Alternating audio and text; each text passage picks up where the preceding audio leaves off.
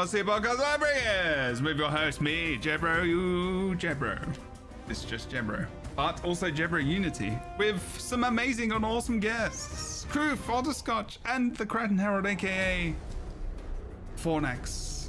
Is it the other way around, or is it Fornax, aka the Crichton Herald? Oh, wait. Actually, wait. People can't hear you. Wait for that answer. Go. I don't care. Great answer. Good answer. Good answer. That was a very good answer. Sorry. That was actually a quality answer. I don't care because it means that I'm not wrong. So that helps. We also have we have Fodderscotch rejoining us from beyond the veil. I don't know. Yes. So far away. Contacting through an Ouija board. A Ouija board. Ooh. We've never done one of them. We should do that. I've been watching a lot of Phasmo lately, and just like immediately right. Oh my god. Do you play Phasmo? Occasionally. I haven't got a consistent group yet. It's great. It's great. Get a consistent group, and actually, it's so fun. Mods, reminder, put that on the Google's Phasmo. Subathon guy. Subathon goal. I will play Phasmophobia. If I would play it with you. Yeah, Okay, we'll get Crew for Fodderscotch and maybe Fornax. I still don't know what it is. I don't think I'm it's a ghost hunt. Is it a financial institution? No. No. Phasmophobia. It's a spooky ghost hunting game that has literally made me scream. Like, in Really? life. Oh god. It is great. I'm really bad at those Just so games. long as we don't play the high school map or the prison map, they're just too big. Yeah, those are huge. Okay. And you move so slow. They did that horror thing the where you can't asylum run. one. Yeah. Oh, you can like no. sprint for like 3 seconds, and then you're like, honestly, me too. But That's a very random noise to make. you know, Is you're that a just running you're huffing tired and noise? puffing. Oh, it's a Yes. huffing and puffing. Oh, okay. Slash Phaz. It honestly makes me feel a little bit better about myself because I can make it more than 4 steps. I can make it 5 steps, but still. Like if I was in Phasma, I'd be outrunning everyone. Oh, Reader Geek, I accept your invitation on Steam to be friends, so heart. You can see how much gaming I've been doing, for shame. Anyway, sorry. Hi, Reader. Random So I'm looking at... I'm sorry, ADHD is high today. Sorry. Oh, cool. I'm so glad you're here because I get to also like talk about that ADHD fun time. Okay, let's do a little bit of an intro today. If you are not wanting any spoilers regarding Secrets of the Obscure, the Guild Wars 2, the camera's there, not there today. Expansion story will be spoiled today. Stop watching, stop listening, but No, it's don't worth, stop. It's worth spoiling yourself, honestly. Yeah, we'll explain it. Well, kind Listen of. to us. We'll probably, listen to us. If you haven't had a chance to play it yet, we'll be talking about all the cool things you'll get to experience. That's for sure. And we may not get, this is thus far because it's not, actually that's the spoiler. So spoiler now starts. So it's thus far because we haven't finished it yet. We're still going. So just be careful. Okay, be careful. Truth to the face. Fodderscotch, tell us what you do and where you... Thus far, yeah, it's not ended, is it? Oh, like the quarterly updates, yeah, but like the expansion. Yeah. Well, because it was more like an introduction to more and very interesting new direction for the game. We've got more story to go though. Like there's going to be more story. Like that's something we'll talk about later. Okay, so Fodderscotch, what do you do? Where do you do it? Says base. I stream on Twitch at Otterscotch. You can find me Otterscotch most places. I do a variety stream, and art streams are coming back as soon as I can sort out my camera. They were supposed to be back last week, but... Oh, okay. So needle felting, painting, I'll be touching on a whole ton of mixed media stuff, so if you enjoy that, come watch. Nice. Awesome. Okay. Sign me up. Yes, and welcome back as well. Oscar has been on a bunch of our podcasts in the past as well. Yes, Krisha, we can hear you. So welcome back. Okay, Kroof, tell us what you do, where you do it. Hi class, I'm so happy to be teaching today's lessons. You can find me over at YouTube at Kroof, and also here on Twitch. Stream on the weekends. I'm so happy to be back. I need to talk about something other than work, personally. So I'm ready to use vocabulary that is much broader than the words that I use for my day-to-day. Thank you for having me here. Wait, you talk about work? Like, have you shared where you work before on here? I don't know if you want to share that. You have? Like, what do you talk about? But like asking people if they'd like a bag or not gets a little draining after a certain amount of time. Oh, okay, right. So asking about bags is draining. You know, you have a script. I'm really good at memorizing scripts. Oh, you said script, not script. Okay. Which we'll talk about scripts in this episode today, because Urshik is great, but... That's true, that's true. More to come. Well, if you want to share any more information about you and that stuff, then you're more welcome to. Goodbye. Crying Herald. That's what you do, ain't it? I'm in a weird mood today. I warn everyone. Oh yeah, I know. More than normal before anyone else says anything. Good to know. Glad to have the warning.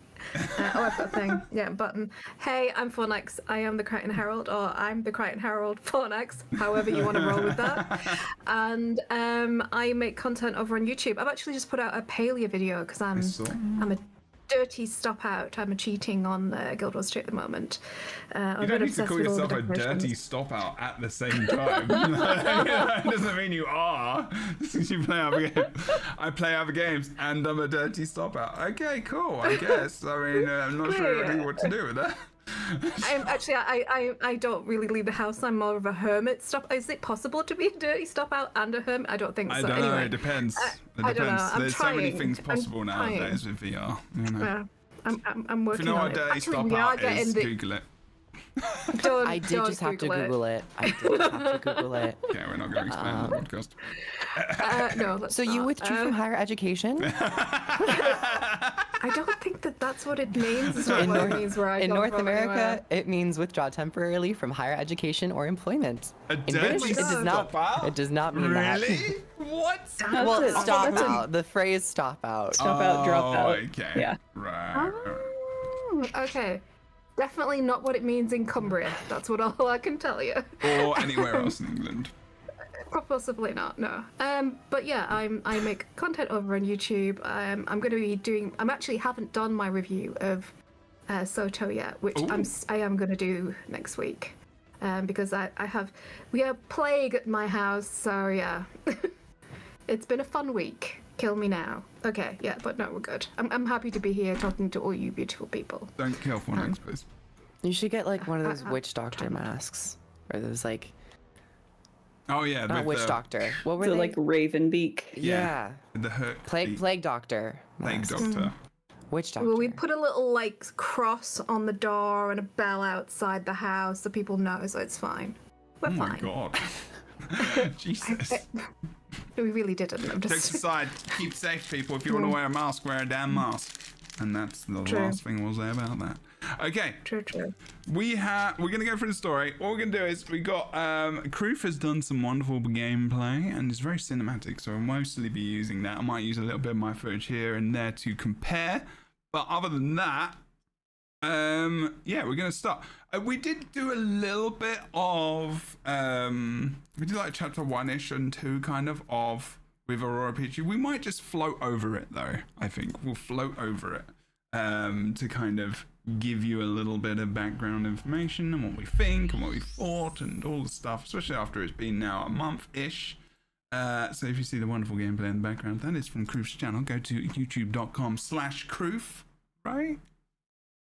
Yeah. Okay, good. No, it's youtube.com/Mr. Beast.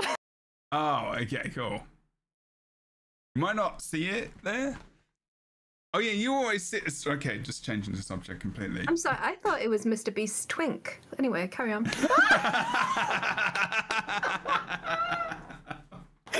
Gagging me within the first 30 minutes of the podcast. I love it. Good job. I love you, babe. Great. Sorry. So Kroof is playing a human person. Very original. Damn. Damn. And It so continues. this was God entering the expansion for the first time. We're gonna kind of glaze over this first one because we've kind of gone over it in the past. But I want to make sure this is all an inclusive episode of all the things. But first of all, we talked to, is it Mireille? Yes. Okay. And we're a reporter from Camphor who's kind of catching up with us, and we're kind of in this place where we're like, oh, ain't got much going on right now. What's happening? How do we think about and feel about this intro into the expansion? A bit different from the others, especially because you go back to this whole old school charm and etc stuff. I was curious that they brought that back. But I kind of liked that they gave this, because they're doing a lot of little things to make it feel like we're opening a new chapter. We're putting all that behind. Here's your summary. Here's your revisiting all the feelings and emotions of what we're done with now, and we're moving on. Yeah, it felt like I like it because it's a nice connector between the past expansion and this expansion. I feel like long gone are the days of, going from Heart of Thorns to season 3, episode 1, where it was just kind of a very stark narrative change. So this was just like a nice, remind you of End of Dragons. If you didn't play it, kind of like touching base a little bit, maybe incentivizing or enticing you to go back and play it or whatever. But I enjoyed it. It was nice. It kind of felt like Billy No Mates, right? You kind of, sorry, everything is work. Billy is the character, just in case you're watching this and you're not English. Sorry, and we have no mates. We feel very alone. Yes, we and I'm translating. So everything. Okay. Thank you very much. Sorry, I appreciate that. We've dedicated our entire existence, our entire existence has been consumed by all the events that have been happening. And we have had no time for our personal life, no time to make friends outside basically our work group, isn't it, really, if you think about it. And now we're at a loose end. And I mean, I feel like they should get a hobby rather than investigating every single thing that's happening in the world. They might want to take up, I don't know, crochet or something. It's quite fun. But I'm not sure that would have been as engaging. As an expansion, possibly not. The Commander crochets. In Guild Wars 2, Secrets of the Crocheting? I don't know. But Secrets of South Sun. You take the Michael, but in Final Fantasy 14, you actually get a farm. They give you buy the farm. They give you a farm to go and have some other interests, so that you have a place to do things that it's non-combat. So they do actually give you that like kind of mental respite in 14, and they made it into a game mechanic, which I thought was really clever. But yeah, I feel sorry for the commander. They're just all work and no play makes Jack a dull boy. It's kind of sad. Okay. We need like you were saying, Secrets of South Sun, or just an arc, not a whole arc, just a chapter where our whole purpose is to go, sit down, read a book, take a few minutes to just breathe. Yeah, and we might have done yoga in this expansion, but I want to actually do yoga. I want to do yoga that isn't like me doing yoga or the world is destroyed. Yeah. Cosmic yoga. There is nothing in between. Oh yeah, that's true. We're jumping ahead quite a bit. Random. How to defeat mega demons. Do a little bit of Shavasana. That was an interesting. It was definitely an interesting part of the I actually really enjoyed doing that for some reason, because I like getting screenshots. It's really random. Anyway. I think it's supposed to call on, like you'd be familiar with Naruto, and the hand symbols that hold power is probably what they're kind of calling on. But yeah, the yoga to repel the cosmic evil is not as relaxing. Right. Favorite character, Pervy Sage, obviously. Just saying. Anyway. What? Okay. Nobody else watches Naruto? I love Naruto's Naruto. Awesome. Sorry, Karen. That was my first anime. It's been a long time since I've seen it. I'm a diehard Naruto fan. My daughter got me into it. Yeah. Right, this sounds like something I need to watch. Okay, so we also had this part was quite funny. The whole like the new comm system and then talking to all the people. This is what you're talking about, Billy No Mates, because like literally like no one answers the call from the commander, and everyone's just like, tell him I'm out, or like leave a voicemail or something, and just like this is awkward. Yeah. This feels so awkward, and just like it's okay. You've been doing so much. Bless you. Honestly, Ivan's our only real friend. He picked up. I mean, Ivan is... Yeah, that's true. Did Ivan pick up? But it was work-related. Yeah. But and he was kind of in the middle of a self-imposed crisis. Well, it's kind of in the middle of Goric, who is always just catastrophe personified, right? Yeah. Wait a minute. I found the Ivan bit. I kind of want to play the audio from this. Of course. Do you want to play the... Should I play the audio, do you reckon? Of course. Of course it's Bram. Let's do it. This is so... You were... Oh, yeah, I was like, I thought you were speaking just then, Kroof, and then I realized that it was you on the video. And I was about to answer you. And I was like, we can't play the audio because you're talking. And it will mess with Jebro's brain. It just did. It did already. I thought you were talking to it. And I looked at your face and I was like, am I lagging? I've gotten really good at ventriloquism. You're really good at throwing that voice. Just like throwing it all over the place. Throw that voice back! Okay. Anyway. Ivan's a legend. We got that. And then oh wow. Oh, what's going on here? Pixelated. Oh, it's a 480p. Okay, we don't want that. We want 1080. Chris channel is in 1080, everyone. It's okay. So we end up why did we go to Garenhof? I can't remember. Someone told us it was Ivan was there's some stuff going on at Garenhof. Go check it out. Right, and then we ran to Garenhof. And this has already happened, because we've kind of already been there, I guess, anyway. But, whatever. And we all know what happened. Garenhof is officially buggered. Well, it's not buggered, I guess. It's just not got the tower there anymore. They think they are. Yeah, they think they're buggered, because it protected them for so long. I mean, slightly. There is possession I don't know. in this town. There is a little bit of that, but that seems to be implied to be everywhere. Yeah. The elementals that guard the town, I'm putting my fingers up to do the guard, inverted commas. Okay. They believed that they were villagers who tried to sneak up into the tower, got zapped by a protection spell, and turned into elementals. Oh, that's the kind of prevailing theory. So it's not exactly so much protecting them as in looming over them, ready to curse them at a moment's notice, which I feel is less kittens protective. And kisses. Yes. Yeah, more oppressive than protective. Just a soup song. Yeah. Okay, and we talked to the mayor, we talked to all the people, and did we do any little quests there? I think that was the lead up in the past up to the expansion. But they start talking about the wizards here, don't they? And like seeing them, like, or is that this part? I can't remember. We go to a camp outside with these mysterious people in the Astral Ward armor, which was great to see for the first time.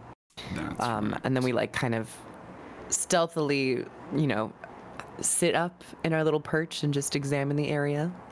Okay, this is where I am. But how did we find out they were there? I can't remember. Was it someone in the town told us, right? Was it? Yeah, the mayor kind of sends us off on a fact-finding expedition because he's been lying out of his ass all this time that he knows it's Garen and they're like down and they're bros and all the rest of that shit. And he's been lying. He's been doing what politicians do, and now the chickens have come home to roost. Everyone's bereft and they're all going, well, he was lying, obviously, and he's trying to figure out if something's happened. And there was some strange people leaving the place, and I think it was possibly some Astral Ward coming down into the town, seeing what was happened, and then buggering off because of the disturbance, which we find out about later. And then they go to find the individuals who are called sketchy individuals, which is a really good naming mechanic.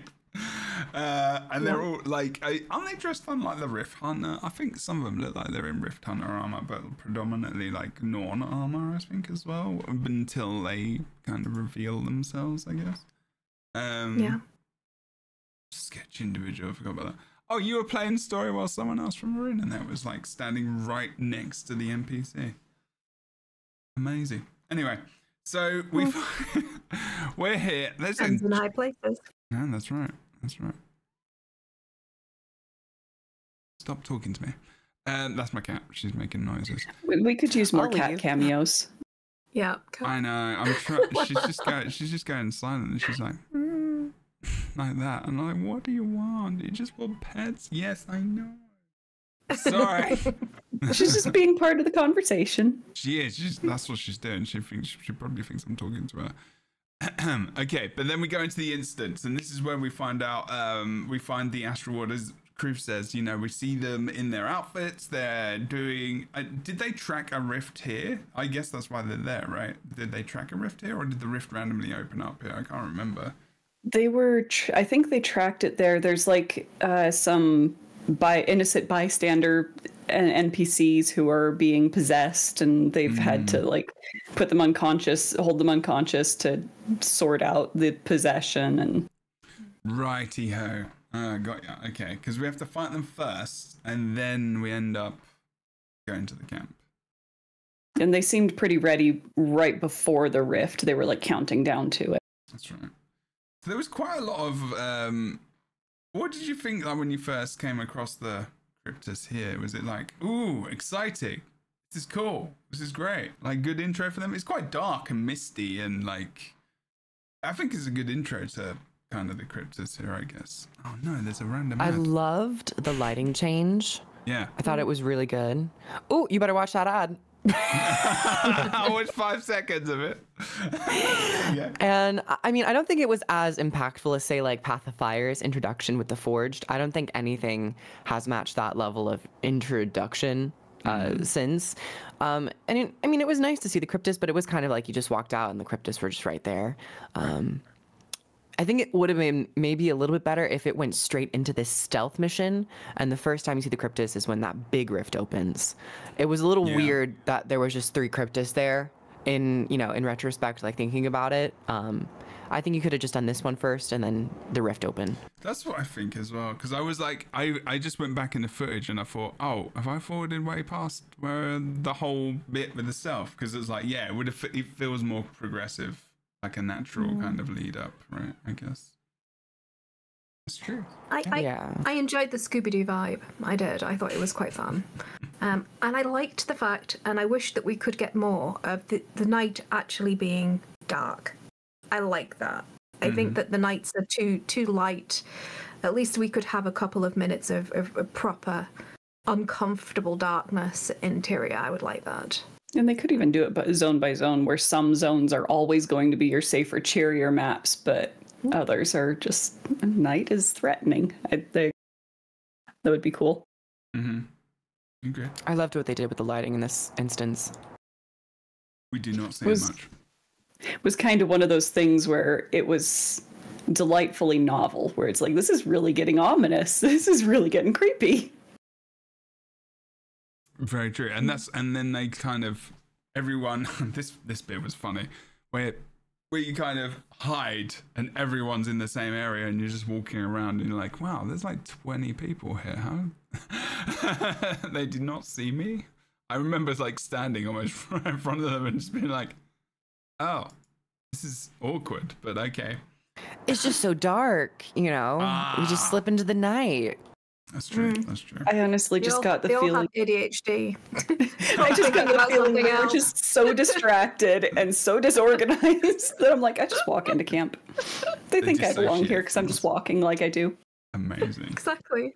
If I've learned anything, I can just walk into a building, and as long as I walk with confidence and I feel like I know where I'm going, no one will question me. And then they walk over to the rift. There's a bunch of them as well. I was like, oh, this is cool. some good armor. You got the Astral Ward. You got the Rift Hunter mix. Obviously, the Rift Hunters should be there because they're hunting a rift, which makes sense. And then the first major rift. I think this is like one of the biggest rifts you see in the game, other than like the big meta, right? Like this is actually one of the biggest rifts. Just in the group, I was hiding up on the hill watching it. I didn't follow them in like that. Oh, you didn't? I did. I was the champion. You have to kill it. I was all sneaky, and I waited till it revealed itself because I thought they'd kick me out. Oh, you were doing role play as well. Okay, that makes sense. Yeah. That makes sense. Okay, so we're killing the champion. All the things happen, and then you get pulled in to wait. How did you get pulled in actually? Because I didn't get pulled in very quickly because I used Elixir S and stuff. I got flung around like a rag doll. Oh really? Oh, there you go. Oh, Jesus. Okay. Oh, my God. That was interesting. Okay. So the game manhandled my character and said... So Hell Breaks Loose. This is actually the second chapter, I believe, as well. And then you're transported into this area where we don't know where the hell we are. We don't know what's going on. And... Just end up in the Upside Down suddenly.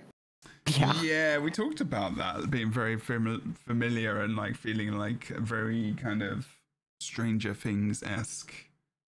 Which is, it's really drawing on like the cosmic horror Lovecraftian kind of the walls are breathing. It's pretty classic horror, and I loved that they keyed into that.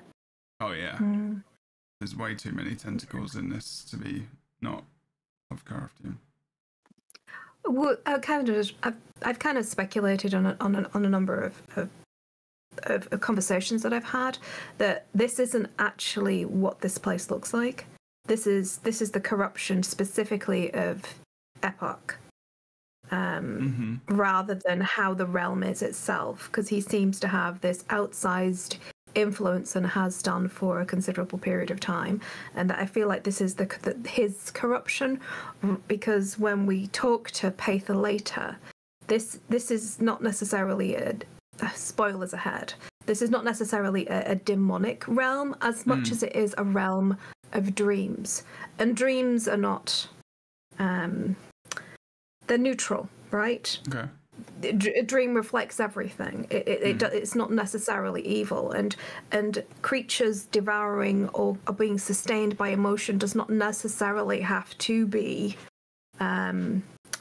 deadly either. Yeah. They actually go on. Oh, they had a really cool little tidbit in the first new zone where they're trying to stop the Cryptus by making sure everyone's super happy because they're convinced it's just negative strong emotions that they feed on. But when they make everyone too happy, they throw a party, they have minstrels, that's, you know, but the Cryptus come to feed on the joy as well. Yeah. Yeah. And Pather, in the conversation she has with Isgarin at the end, she says just being in his presence is refreshing to her because of the complexity of his emotion. So it doesn't necessarily have to be so parasitical.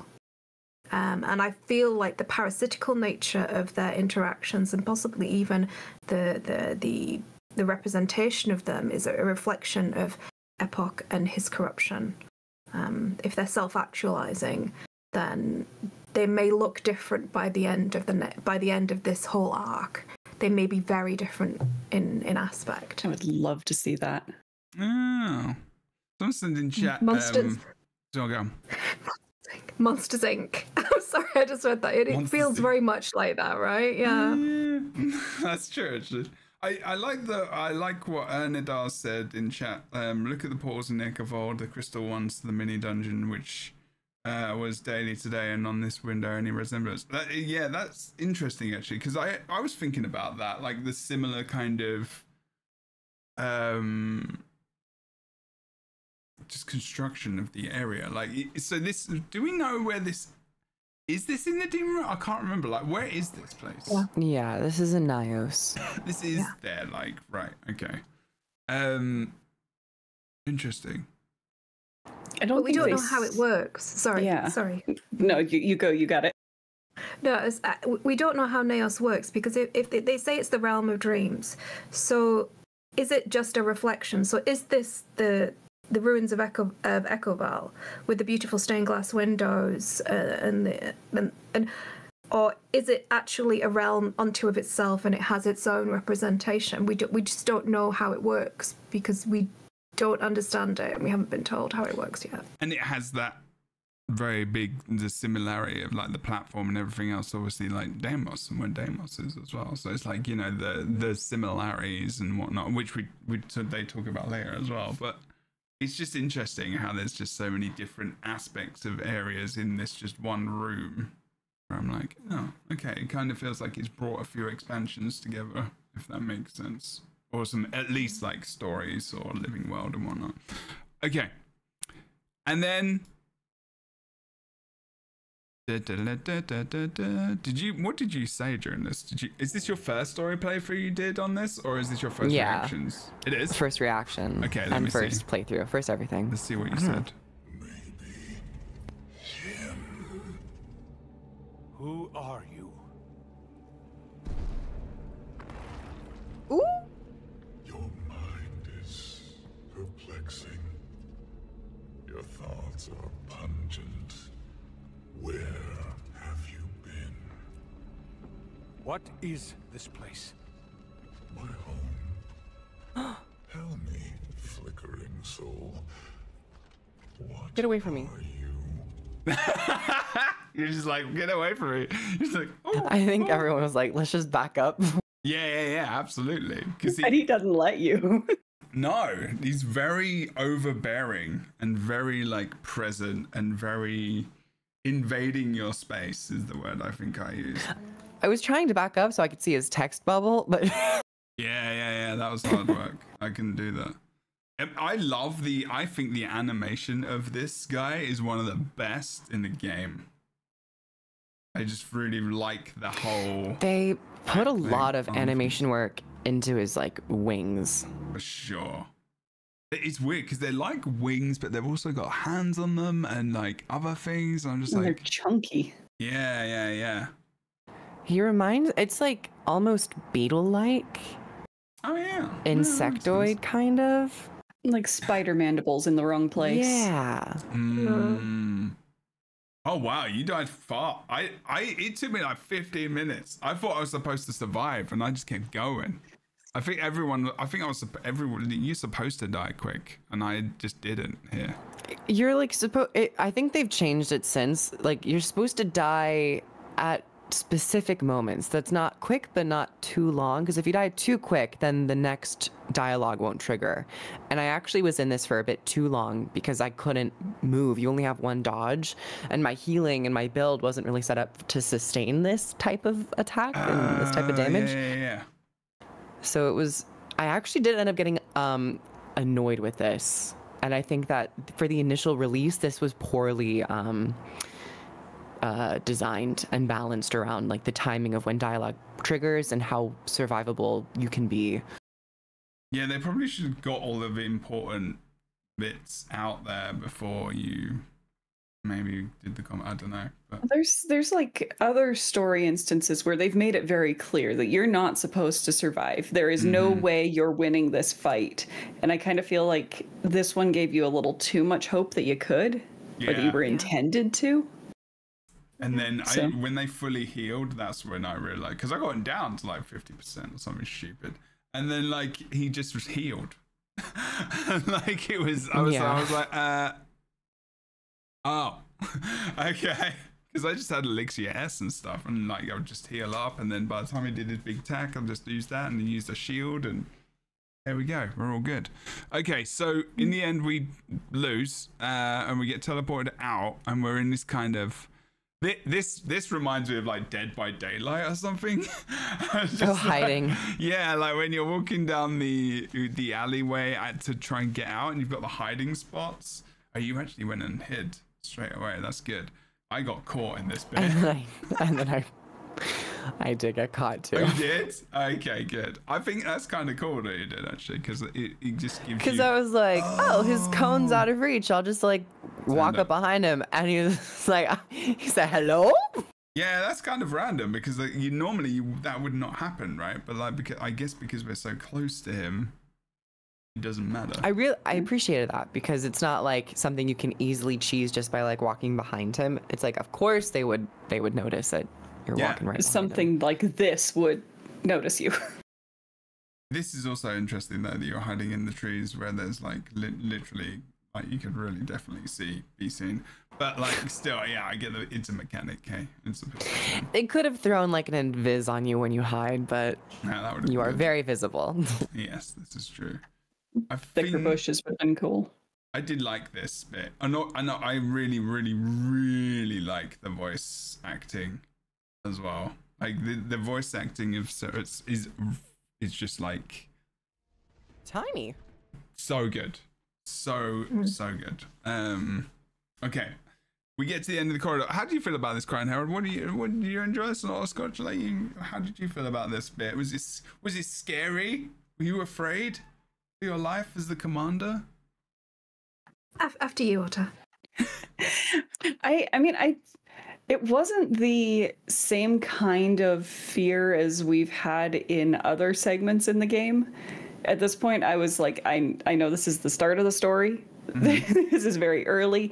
I feel more of the haunted house kind of scared, where I'm wanting to be spooked because it's a nice creepy dressed setting and it's like, it's fun. I think it was a cool moment. Nice. I was horrified by the proximity. I can't like deal with strangers being anywhere. Like the people in like cosmetic shops trying to touch you and put like makeup on you and stuff like that. I mean, that's the house of horrors for me all by itself. So his proximity was deeply uncomfortable for me, and I just wanted to get away from him. You're very good with your swears today.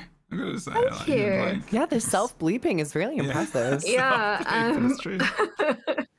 And but I actually agree that I think they were trying to relive that Balthazar vibe where he was just playing with us. We were done, and he was just playing with us. And I think they were trying to have that, but but they didn't quite pull it off. I think that she should have gone into the middle.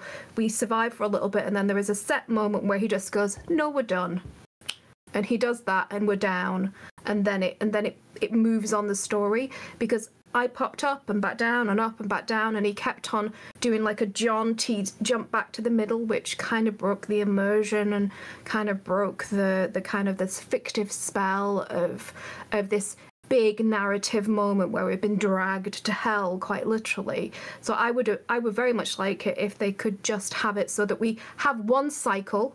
We get some plot armor for everybody, because a lot of people who were cloth just went down like after they like battered his eyelids at them, and then we have a cycle so that we can see the mechanics with some plot armor on for everybody, and then he decides to kill us.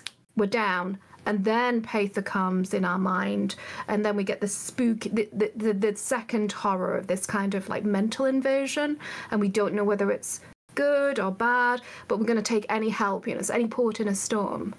And then we have the kind of the slow, terrifying kind of like trying to crawl out of hell. I think it was a great start, and as I said the last time, I think that this is the point when we got dragged and sucked into hell, and he arrives. This is the point where we should have had the splash and welcome to the Secrets of the Obscure with the horror and the terror, and we're on the floor, and that's when they should have done their splash. Welcome to the Secrets of the Obscure. Welcome to hell. And that would have been great. Yeah, that actually would have been a really good place to put the splash screen there, is what you're saying? Yeah. That's yeah. And Absolutely. I think you hit on exactly why I was feeling the way I was, where I was choosing to be scared by that point, because I'd been through that fight where I was just kind of like frustrated more, and then I'm like, okay, let's get back into it. Mm-hmm. Yeah, that's very true. It was, as Osmos mentions in the chat as well, because we go through, well, actually that's not yet, we do get through this portal, and we go through back into, we're kind of in the halls of, like, where are we here actually? in the tower at this point, I think. It's like the it's leading through into the zone. It's not the tower specifically. It's like the I think it's called the Wizard's Ascent. It's the outpost by the Beacon of Ages, like surrounding it. Yeah. Right. Okie dokie. Oh, that's a pretty important part of the story. Zoja is in this expansion, as Griff mentioned before we came on. We're just like, oh yeah, we totally forgot about Zoja. I have mixed feelings about Zoja in this expansion. On all honesty, I know what Crichton Herald's about to come talk about in a moment, as well as we come towards that. The heart of the obscure stuff, but like generally, I was kind of confused a little bit about Zoja. Maybe you could say something else as well. And there, I'm actually not even sure about Zoja in this expansion at all. Honestly, I'm not sure about their position. Really? Yeah. Interesting. I really enjoyed. I enjoyed them to a degree. I actually feel like they missed it for me, because I felt like it had been some more. It's the mental health stuff, I think, specifically, where I'm like, I wasn't sure about some of this, and I was like. Anyway, we'll come to that later. But I still like her. I still like Felicia Day and everything. And the voice acting's great. It's not that. It was just like, at times I was like, she's talking again. And I don't know why I felt that way. I'd have to try and recollect why that was. But like, you know, I wasn't always like, oh, it's Zoja again. I can't wait to hear what they're going to say. It was just a little, I was just kind of like, yeah, not really that bothered. But like when she's here, I was excited. I was like, oh, they're here right now. Like we knew they were going to be in the expansion, but they like literally meet you at the gates for this new area, which I thought was quite cool. We were kind of talking about this earlier, how we kind of want just one story chapter where the commander just like sits down, chills, does some meditation, reads a book. You know, I think that over and over we've seen this where in the story they kind of rush through or past things that you really just kind of want to sit and dwell on for a moment. Like, I want to dwell on the moment that we've found Zoja after all this time. The community's been asking after her forever. And I imagine that, like, my character has been asking after her forever. And, like, I just want to take a moment, say, the world will wait. Zoja, what's been going on? Yeah, because, like, I think that's what it is. I think that is the point, right? Like, when we were talking about earlier, I think there's so much going on in this expansion that Zoja doesn't feel as important as they could be, maybe. And maybe that's what it is, because I still enjoyed the content with them, but I was just like, there are so many people here now, and I'm kind of confused about, not only remembering names is hard enough, but like who's from where, like who's part of the Astral Ward, who's a Rift Hunter. We got Zoja here, she's happy. We've got two different people we're trying to save. People are possessed. Who's the person speaking to me? Like, is this the same as this other character? Like, I kept thinking it was the same character that we meet later on, and I'm just wrong. And I'm just like, what bloody hell? There's so much. I think that this was a mistake of the marketing or lack thereof before the expansion launched, considering that the story is such a centerpiece for Guild Wars 2. I would have appreciated more marketing in terms of, you know, that area. If we didn't get any gameplay showcases or strike mission showcases, I think at least having an expose on the multitude of characters that we were getting would have been really helpful, because a bulk of the, like, up to the halfway point of the story, I was more involved in trying to remember everyone's names than being like, what? Okay, I already know your name. Now I can kind of get into, I have a little bit of background for who you are, and then I can really get into your story in the expansion. It was just maybe a bit too overwhelming in terms of introducing new characters, like right off the bat. And if I would have had a little bit more knowledge going into it, being like, oh, we're going to have a dwarf named Lear, we're going to have a Mersat named Maban, something a bit more of like, going into it, you're not completely blindsided with like 10 new characters. I like the dwarf surprise though. I can't, that's the only thing where I'm like, no. Wow, Chris does not care. Fired. I'm just kidding. It was like another one of those where it's just, I get the idea that they're throwing us into chaos and they want us to feel the chaos, but like, they didn't stop to dwell on the fact that we just met a dwarf, like an actual non-stone dwarf. Like, what? Wait, come back. Yeah. Slow down a moment. It's true. I think there's a fundamental part. You can see how they're trying to adjust to this cadence of releasing an expansion and all this content and then having to do it another time, like in the next year. I think they're trying to work out how they deliver this, really. Because there was, I think it's going to be different in the next expansion. And someone said in chat, Brindle says, like, people will be more important in the next part, so maybe there'll be a different kind of pacing. It feels like the pacing was like really like, come on. It literally, should I tell you what the pacing felt like? It felt like you were being chased by Ceres through the corridor. It's just like there's all this information and stuff trying to catch up with you, and you're like, where am I? What's going on? Oh, yeah, I've got a limp. Honestly, I actually don't mind it at this point in the story because it had a prologue. It was very slow. It was a very slow warm up to this point. It's not like this was the very first instanced piece of content for the expansion. So I think at this point, if it didn't have that, revving of the engine, it really would have fell flat at this point because this is like now chapter 2, so you gotta kind of start heading into some action. True. I don't know. I mean, I think so. We've just been dragged out of hell.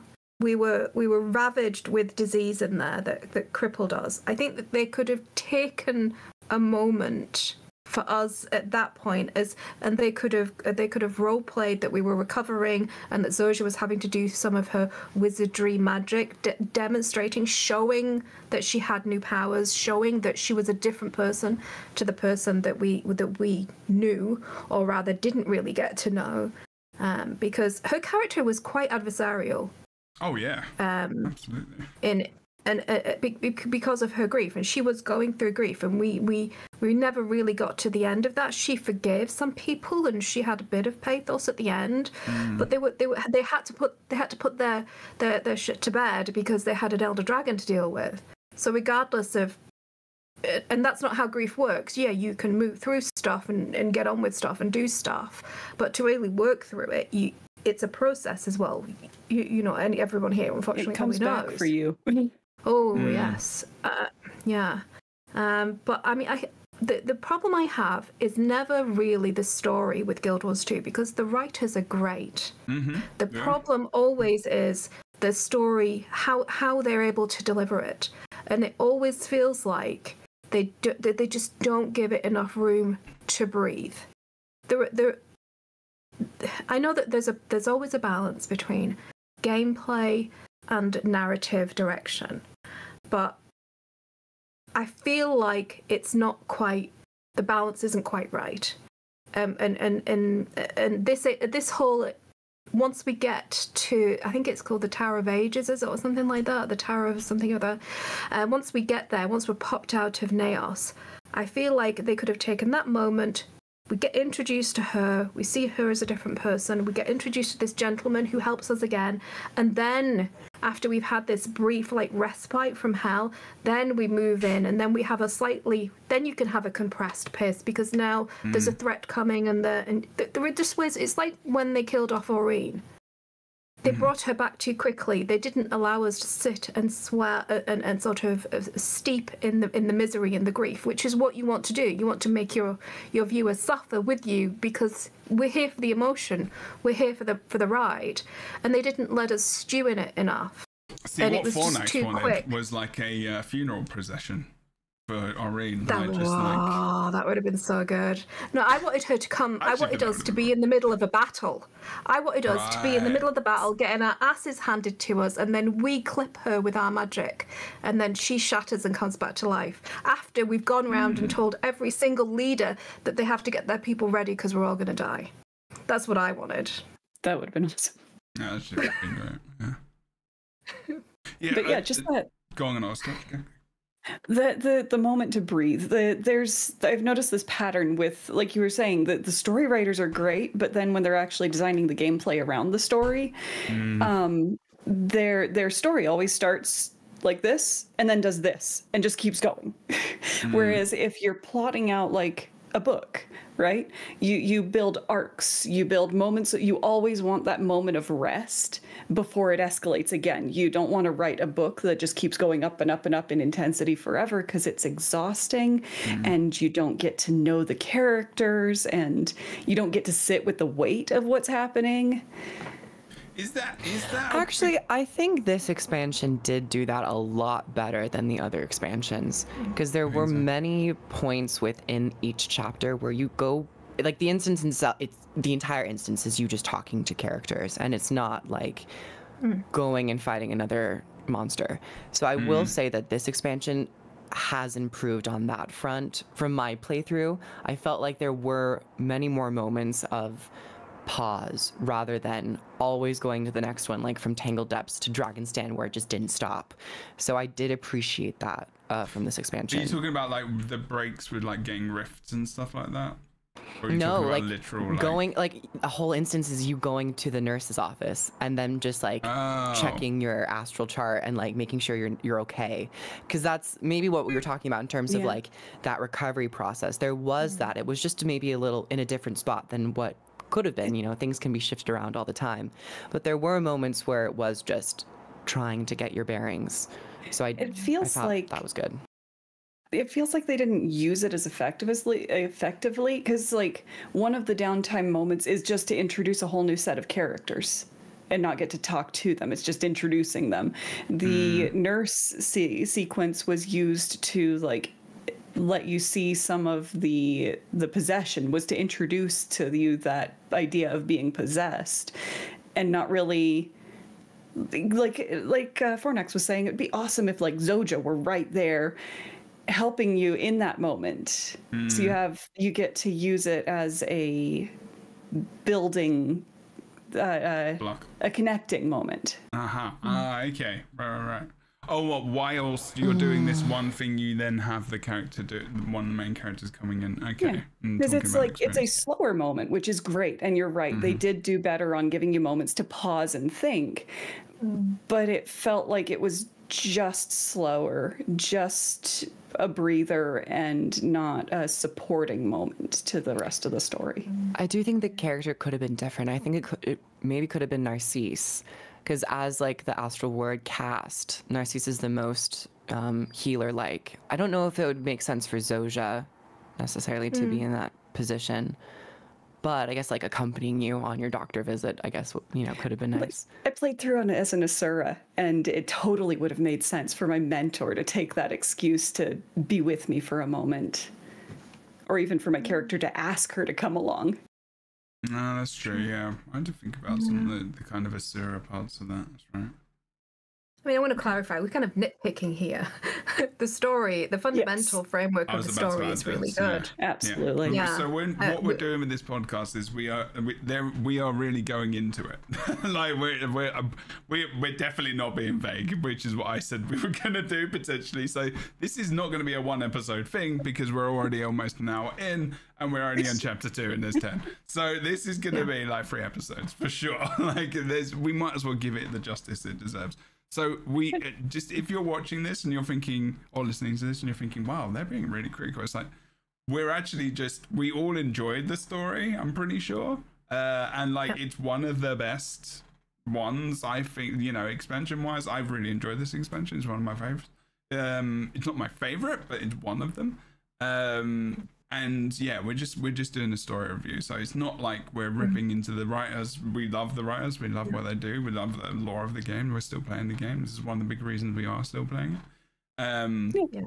I rarely get pulled into MMORPG stories at all, and this is the one where I have the most, and I used to commentate mostly PvP, so that should send a message to you of how impactful it is, because I also have a lot of ADHD where I'm just like, I need the thing, I need to go here and do this now. And for Fornax, no, it's very different. Like you're fixated on the story, I'm fixated on the combat. So it's like, if the story can bring me in as well, like they're winning. But yeah, let's continue. Were you gonna say something, Fornax? Sorry, just as I kind of this is my usual. there's the usual complaint, or the main complaint that I have about this part of the story, which is how we get the obscure item, the Eye of the Obscure. What is it called? Heart of the Obscure. Heart of the Obscure. Yeah. Sorry.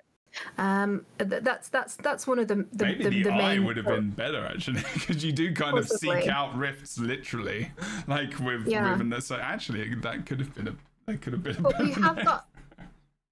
we have got additional lore about the Heart of the Obscure now. We know who created it. Can you remind us, because I can't remember? Yeah, so it is one of the Wizards Council.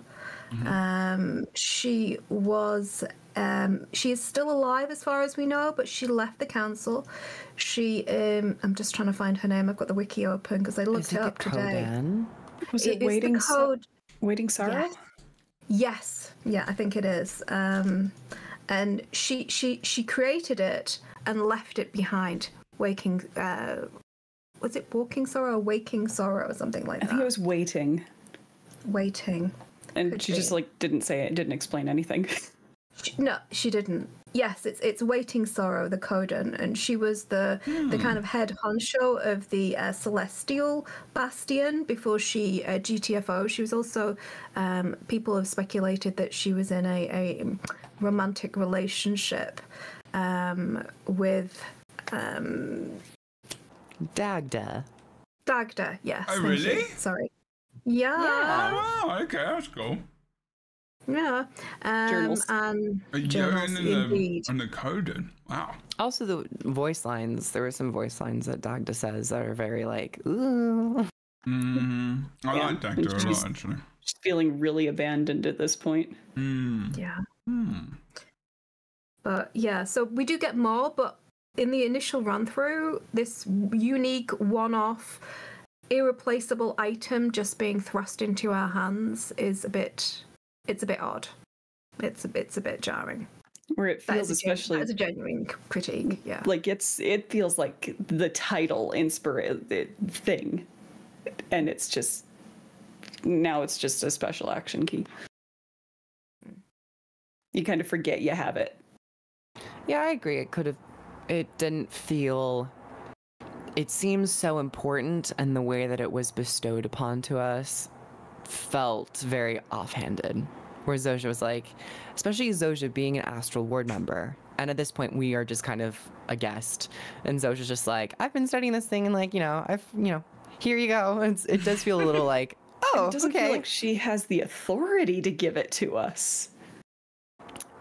Maybe, but I actually throughout the story I do feel like Zojja is seen as a much more trustworthy, for what's going to come of Zojja, potential wizard status. I think that the Astral Ward probably looked at her as a bit more of a trustworthy person. Is it because but to throw it onto us was a little weird. Yeah, I mean, you've got no experience using this tool as well, and then all of a sudden you're closing a rift. I didn't think about that actually, because I'm not sure if I was in this. I was maybe I didn't care as much as Fornex did, but now seeing it, I'm nobody cares as much as I do. Nobody cares as much as I do. Yeah. I was trying to figure out why Zojja wasn't closing the rift. Yeah, why didn't we see her do one it first at least? That's a good point. Yeah. All of a sudden it's oh, I'm doing the hand thing. At least they fixed the animation, thank God. They just pulled a. What was it doing? It was doing this thing where we can. I feel like we changed that. I really feel like we had a real helping hand in them changing the animation, because the hand was doing this real impossible kind of. They fixed it now. It felt terrifying geometry. It felt more exaggerated in the showcase that they put out a month before. Like a double jointedness. It went like this and it went round more, and it just felt really What's this thing doing to me? Yeah, it was weird, and it almost looked like you had 6 fingers as well. It was odd. Yeah. But you know, it's like when the first time you see an owl turn its head, and you're like, "Holy shit, balls!" Yeah, it was kind of like that. Yeah, it's like, really my hand doesn't look like it does that normally. Yeah, I always play super zoomed out because it makes me motion sick if I'm too close in. Yeah, well, you would have felt sick if you'd seen this originally. It's in the trailer still, so for the rift, it is in the trailer. You can see it. We can compare hands. Maybe we'll do that as an entire podcast. What was the reason for ArenaNet changing such an important decision?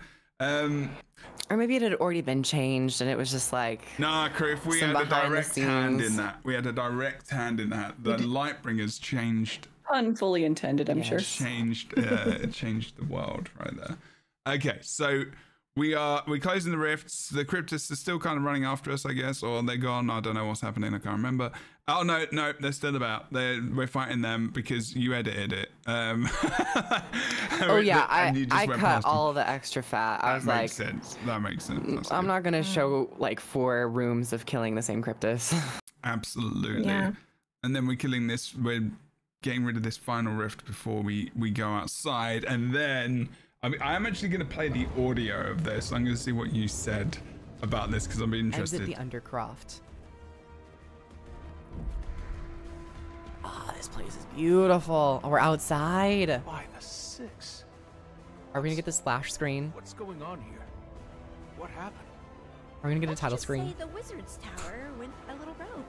Spit out a little magic. Don't think you're helping much, little friend. Is that Garenhoff? It's not quite your Garenhoff. Yes. We'll explain soon. This is about as new to us as it is to you. Okay. Actually, so it is. Actually, I think that is what is supposed to happen. I didn't get that. I had voiceovers crossing each other. I think. Oh no.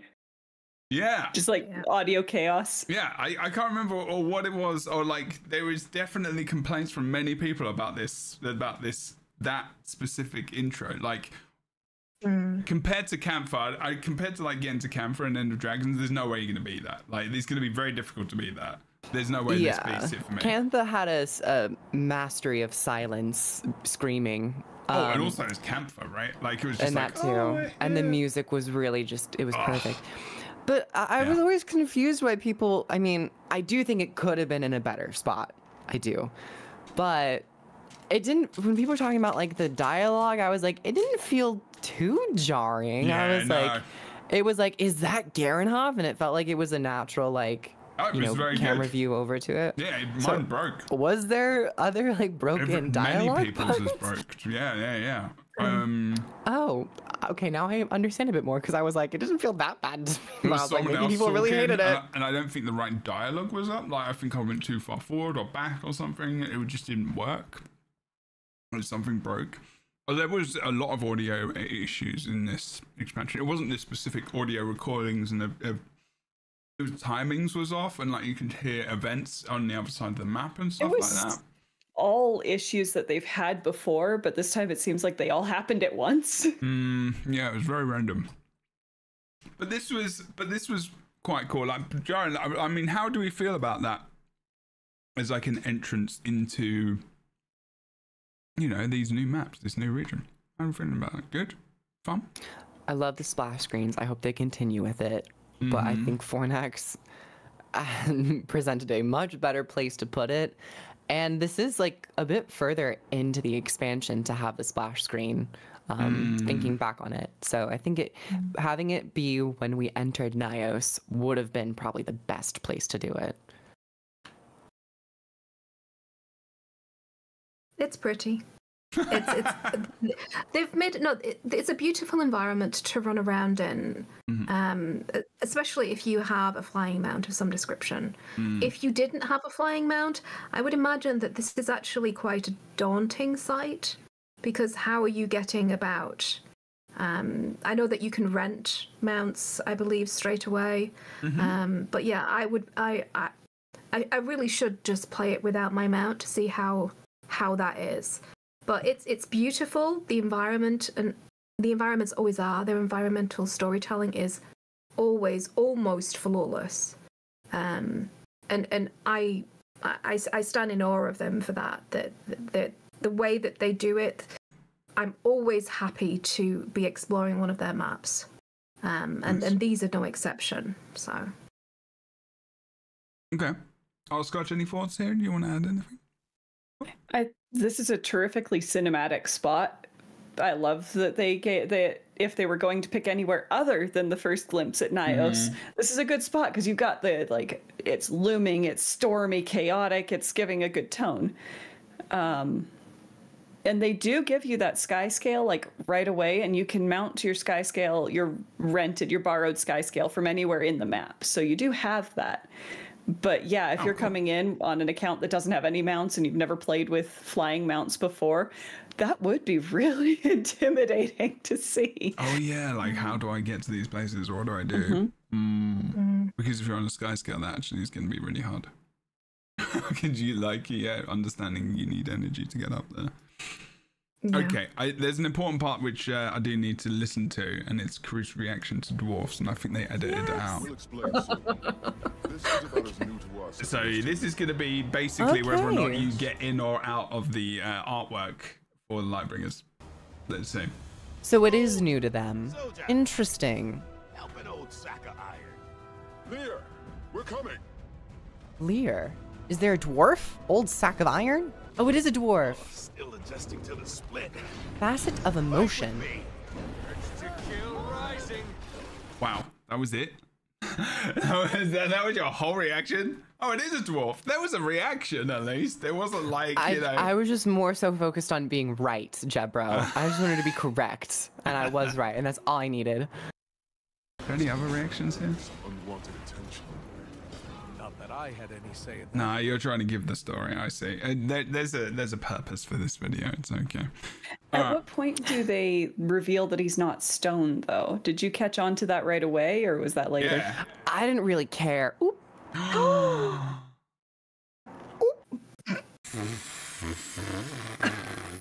thought we were friends. But there was a certain point at which I was like, I remember being like, oh yeah, he isn't stone. Interesting. And then I was like, oh, it makes sense with the fractals. Rook's reaction was probably better than mine. I was like, what? And then I think, there was also Peaches as well. Like, so Kroof just isn't interested in dwarves. Well, because I'm like, we have dwarves, be them stone or skin. They're all dwarves to me, and I appreciate them. So that was the extent. Jebro, darling, not everyone is dwarf sexual, okay? Yeah. We appreciate that you are, but not everybody is. That's fair. Different horses for different courses. Okay. So, not horses, though. My bard is I'm thinking of, like, different sports. What? Why? Like golfing. Different clubs for different loves. But you don't use a club for everything. Can't in use golfing. A club. Oh, what about karate, though? You can't use a club in that. I mean, I guess different you can. chops for different flops. What is the story about? What is being said? What? So many things. What? What did you say? What? Golfism? I don't know. I don't understand. Well, because you said horse, and I was like, oh, like horse riding and courses and like obstacle courses. So that's where my brain went. You went to golf course. And then I was like, other, rich, posh sports, golf. Is golf a rich, posh sport? Yes. I mean, in the US, only wealthy people do it, yeah. Oh, okay.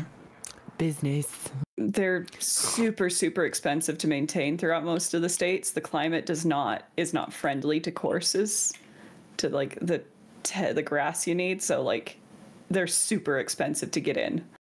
Oh wow! Well, Scotch knows some stuff about golf. I'm very much in the I hate manicured lawns camp because they're like destroying local ecosystems and it don't. Oh, okay. Oh, okay. Mm-hmm. You like me, 2/3 of my garden is wild. So. Just like we've been in Yes. rentals for most of my life, so we've never been able to do the kind of yard I want, and it's just always rankled. Golf and lawns. Mabon, my boy. Mabon. No one needs to apologize. boy. I'm interested. That was very interesting. We've also that led to a Fornax garden fact. Yes. Oh, I like we need to garden. go for Cruise facts later. I can't remember what we called that. What was it? You said we were going to do like Cruise facts at the end of each episode. Oh, what the fact? What the fact? That's it. That's it. Okay, well, we'll have to do that for. So the commander thinks that this guy Mabon is Garen. I think. I can't remember. I'm not sure. Like I can't remember exactly. Oh. Oops. Whoops. What happened there? Oh, that was interesting. It was at this point in the story where I said, "Who's talking, and who's Dagda, and who's Mabon?"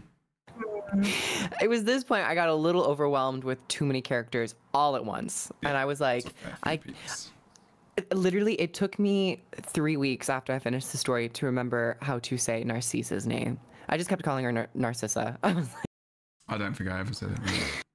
I was like, Narciss. Narcisse. Can I add another character? No, don't. That's too many. Bit point to this. Yeah, sure. I was kind of disappointed that in the conversations that we have here, they revealed he was a seer. Oh, is Garen? That sucked. No. Why did that suck? Why? Because there was no need for us to know that. They could have talked about him and they could have talked around it. And then when the first time we see him, we're like, holy shirt balls, he's a seer. Holy shit. Because because for the course of conversation, it's come up that my boy is a Massa, obviously, because whoa, there he is, floaty boy. But they're talking about Garen as a leader. Definitely. I would like to see what they look like underneath the helmet, but yeah.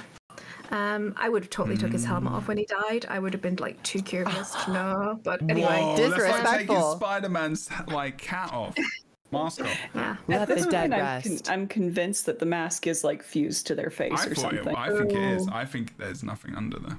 I think that is their face. I like so they're just like all robots with just like a little fleshy arm. Yeah, just that's a lot of fleshy arm. Those are arms. I mean, they are ham hocks, and you know, hold me tight and fly. But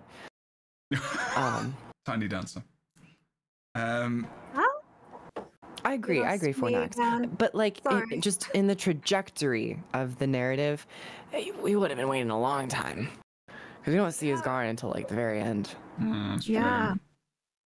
Well, it could have been because this really kind of built on that feeling of too much, too fast, not enough weight on a lot of real hefty reveals, where that could have been like, oh yeah, the reason we're so worried and we have to take care of this is because he's got all this immense power as a seer or something like that. Like later as a drop in a little story drop where your stomach sinks as you realize this is even more serious. Just pacing the pacing out the really big cool reveals that they had. I really like just reading the text, the speech from Mabon. Are we ever saying that right? I don't know. Is really good. How they describe the writing is really good of the what am I talking about? The script. I was like, words. What is the words that I'm looking for? And the way he describes how basically the end of the dragon cycle was good for all these other reasons, but actually completely effed us. Because now like there's been this big break in everything that, hello, here we are now. And the Cryptus has found this, way into our realm, and etc. etc. And it was just I did like the explanation of this. But this is where we kind of, I guess, find out what's going on specifically, right? So script writers, great. Also a shout out to the voice actors. Oh, really great. They killed it this expansion. Some of the best. Absolutely. Usually there's some really important line that somebody just flops on and they just roll with it. But I don't have a single standout, poorly delivered. Everything was just really well done. Every character Every character, absolutely. I really liked. Some of my favorite was obviously the dwarf, but you know, dwarf's aside. Okay, all right. His was maybe the only one standout, which the performance was a little. What? For the end meta. He's so good. The meta for Amnitas. No way. He's great. He's great. And his mate. Hours. I can't remember. I have to remember. Because when you finish the meta. Omnitas is ours, demon. Ours. Oh no, it wasn't that bad. What? How dare you? You just don't like my ears. If you've done it a lot. My ears were like, no. I think it's when you do it a lot. My ears were like, it's like any word. If you say it over and over again, it's not a word anymore. Fine. That's true. And I don't even think, I think it was like the mixing, honestly. There were a lot of things that went into that, and like the cinematic, the mixing, and the music where I was like, this didn't hit it. Backtracking now. I'm not backtracking entirely because there were a lot of decisions that led to that moment. You can also not like it, and that's okay. I'll just fight you. I did like weird. I love that they gave me a script character that is a core, very involved character, and I love the script, and the voice is not abrasive. They somehow managed to make it sound like a script. She's definitely there being a script, and just absolutely delightful little character. I'm just happy every time I see her. One of my favorite characters in the entire expansion. Her and her relationship with Gladium is beautiful. I love it. It's just this sort of soft, lovely thing in the midst of all this chaos. And I love how charismatic and gracious Maban is. I love him as a character. He feels so nurturing. He's like the daddy, but not daddy in like a weird sexual way. No. I knew. No. Those arms, though. Maybe he is a little daddy. I shouldn't have said anything. Oh my God. I regret everything. As you were talking, I was like, is your office also in the kitchen? Because there were like microwave noises going. Sorry, that's my daughter. That's okay. Is your office in the kitchen now? More to come at 11.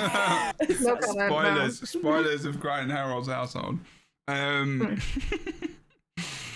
So, and this is where we start to catch up with all the folks like Zodra, etc. But also they did, Maban did tell us some history about, you know, who is Epoch and the demons and the Cryptus and kind of how that came about a little bit to a degree.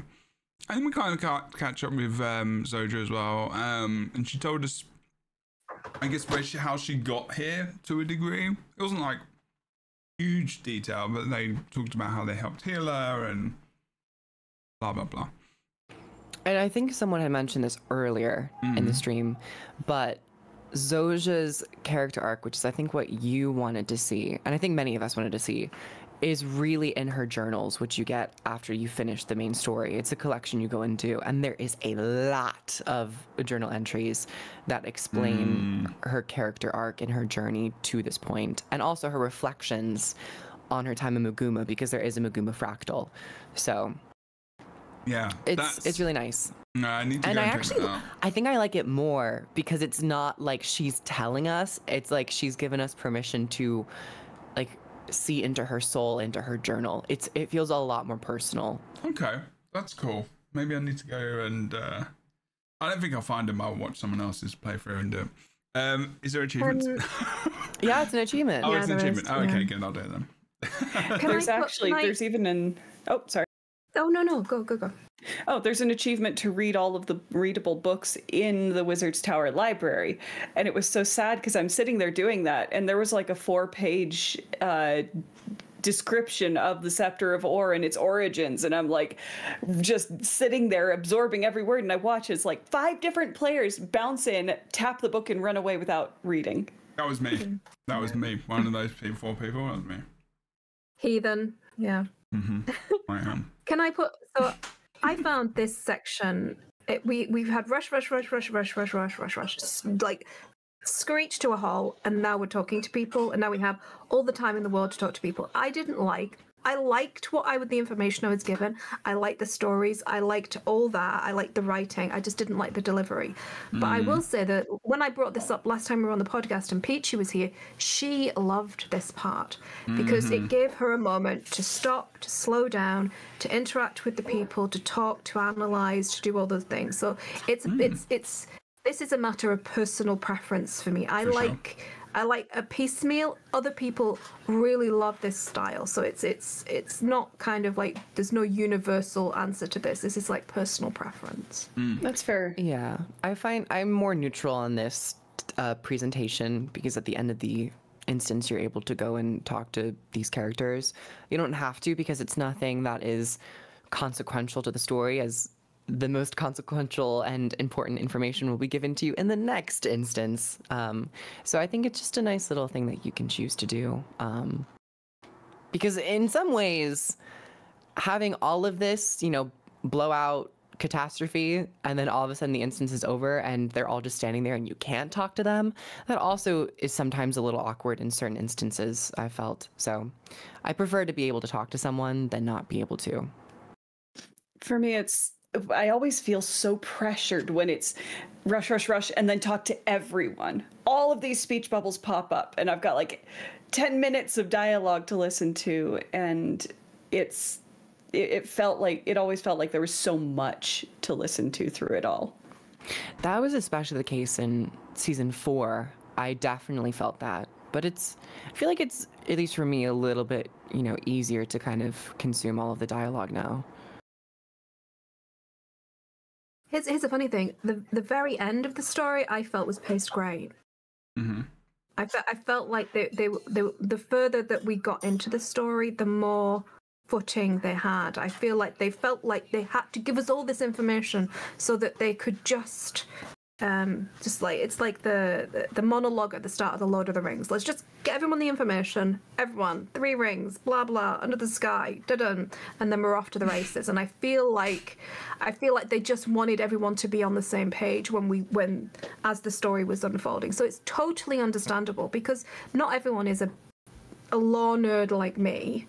Mm-hmm. And some people, this will be their kind of almost like their first experience with an expansion in Guild Wars 2. So they wanted to try and even the playing field, and I think that's where the payoff between a carefully planned narrative arc with highs and lows is sacrificed for expediency for the player. So it's ever a balance, right? And it is really difficult because you do have people like us who are like, really, we're reading every book, we're reading every journal, we know the lore in and out, and so they have to move along to keep us engaged because we already know all this. But then you have people who this is their first step into the game at all. And that's an impossible balance to strike narratively. Yeah, absolutely. I like I don't think I walked along with my bond there like you did, Croof, honestly. I was kind of watching. I was talking to every character I could. Doing all the things. Okay. Thank you for the feedback so far, peeps. We've still got a bit to go. So here we are. How do you say their name? Frode and Yuno.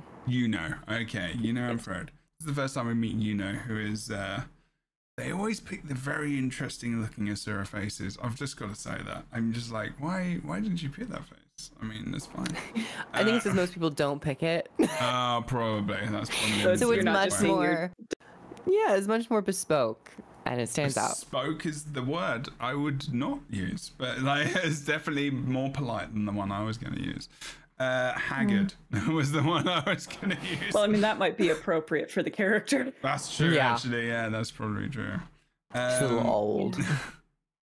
Are they old? Yeah, I have no idea how they're very old. Defined by PNG. Yeah. Okay. Yuno is complaining about the progress in technology as an Asura. That's really telling. Yeah. Okay. I struggled so hard with Yuno's name because I naturally want to say Ueno. I was saying Ueno when like someone wasn't saying it. I would just be like Ueno. I was like, that's not right. I mean, honestly, like I couldn't even remember that name anyway, so I'm fine with it. Just like, I don't remember the name. So I actually forgot most people's names. Every time I saw Frodo, I was like, Frodo, my dog, sadness. Yeah, the spell. I think I mentioned this. This expansion's spelling of characters' names was a touch like, all right. It's a bit fancy. Like, fancy, okay. They were trying to make them seem almost alien and different and like strange, but yeah, I was like, this Narcisse took me 3 weeks. I do Narcisse though. I think I've run into it in a book or something because I've got that like nostalgia feel to the name. Mm-hmm. You know what it reminds me of? It reminds me of Final Fantasy 14. Oh my Oriange. God. Nobody is called Oriange, okay? It's not a name. It sounds like a drink that you would buy at a posh bar. It's just strange. I mean, he's true. lovely. It's so fitting for the Orangina. character. The Yes. language in Final Fantasy 14 though is very interesting. Is the word I'm going to use. It's not a story. It's a psychology manual wrapped around some gameplay is what it is. Sorry, it really is. Anyway, sorry. Director Camillus. What is she talking about? Oh, that's right. You had to go and research the fractals and what the meaning was behind those, right? I think. Yeah, she's the water outsfish. That's right. That's the justification for the horrors. Yeah. She was quite cool. Okay. Let's see. What's the next major bit? I think that was the end of that story section, wasn't it? Yeah, and I think we go to then we start talking to the Rift Hunters, and then we just go and like close some rifts to kind of get our footing with the Heart of the Obscure. I think they gave us the Heart of the Obscure at the very end. If Zojja was the one to close all the rifts, and then once we're done fighting that Cryptus on the platform, then Zojja would give us the Heart of the Obscure. Very similar to what, oh my god, what Yao did with the Jade Bot at the very end of the instance. Yao gives us the Jade Bot. That was a lot later. As like the mastery. That was when we were going to It's a bit later, but in terms of just like introducing it. Yeah, where it's like, we've got too much to do. We need to split up. Here, you take this. I'll go this way. You go that way. Okay. So this was like... I still wish we'd found it in Naos. I'm sorry, I do. I still wish we'd found it somehow in Naos. That's what I think. It should have happened. It's okay. Anyway. I think that's, that's Daddy, fair. I want a pony. Yeah. Was it Frode's daughter who we left trapped in Naos because they rescued us instead? Maybe if she was carrying it and we found it and we're able to say like, I found this in this place but no body, so she's still alive or something. I'm still confused at the point of Rift Hunters, because like if you're hunting them but you can't close them, what's the tea? Why? I think that's why I thought to sustain until the end. I think that they open the rift, the demon opens the rift, and they just have to hold the line until they give up, until the demon losses are so much that they just stop coming. That doesn't seem like a good game plan. No, that does not. I mean, if it's the only game plan you've got. That's why I thought that the Heart of the Obscure was a tool used commonly throughout the Wizard's Court. I was like, oh, that would have been like, oh, then everyone kind of knows how to use it's a tool rather than this very coveted specific object. Yeah. Cool idea. We find it in Naos. It calls to us in Naos because Waiting Sorrow has been captured. Oh. And she's hidden it in Naos, and we find it and bring it out, and then there's a reason why we have it. It's just it just annoys me. And it like chose and bonded to us deliberately or something. Yeah. Yeah, because of all the power. This is what I thought was going to happen, that we would awaken the Heart of the Obscure because of all the things that had happened to us, because we'd been studying like the blast radius of all these magical explosions with all the dragons, and we've got all this latent energy and magic inside us. Yeah, death There's and a back lot. and ascension at least a couple of times, and so yeah, that's what I thought. For that meta, Yeah, exactly. With I don't know. I mean, generally we've talked about the rest. So I'm not sure if we do need to go back into this. I guess actually we don't need to. I think they're fine. Yeah, they're okay. I'm wondering. Yeah. They're They could have done something different. It could have been sold a bit better on the visual component, but I think from a gameplay standpoint, it works. It functions. It's something you can choose to do. Lore-wise, though, are they like coming through because they're starving where they are, or that's kind of the impression that I got? That they're like tearing their way through because in Nyos, because they're implying, especially through to the end, Nyos is dying because of their corrupt king at this point. And so are these incursions directed, or are they trying to escape? Are they like... Didn't they say at the beginning, Mabon, that they are supposed to be invading, and that is the purpose? Though? Yeah, I think Epark is trying to the whole. Like, I think one of the reasons why Epark was trying to become a part of the Wizard's Court and then was pushed away by Isgarin, and now so he's just trying to destroy it all. Is coming back to, because Epark is this like incarnation of hunger and just all consuming, and I think it's trying to now consume the entirety of Tyria. But I mean, he is literally consuming the other demons or the other inhabitants of Naos. So it could be desperation. It could be under his orders that they're all attacking just because he wants to inflict punishment upon the institution that has turned him away. Narcissists don't like to be denied, and they get rather nasty when they are. Or that, I mean, it is often implied that Tyria is a very special place, and the demons, especially Paitha, remarks at just our wide array of emotion, and we are very interesting creatures on Tyria. And I can imagine eating the same Cryptus without any soul gets a little flavorless after a while, a little dull. So maybe Epark's like, I want some dessert. I'm going to Tyria. A line that stood out to me from Paitha was, even the air here is a delight. So Paitha started talking to us by this point, right? Obviously. Oh no, they were talking to us Paitha's for a while ago. But we haven't talked about that at all. Yeah, Paitha. That's probably something we should talk about. We don't find out Paitha's name until a bit into the story, but that's like 2/3 in. Yeah. Can I ask you a question, guys? How did you feel about having this voice in your head? Would you have told somebody after you see that people are getting possessed and all the rest of it? Would you have said something? Good point. Moral quandary. That was the question I wouldn't have. I don't think I would have said anything, because the way that Paitha is written is so, like, she knows how to command someone in a way that isn't off-putting, but also comforting. Like, where she's very trustworthy in a very, like, strange way. You found her trustworthy?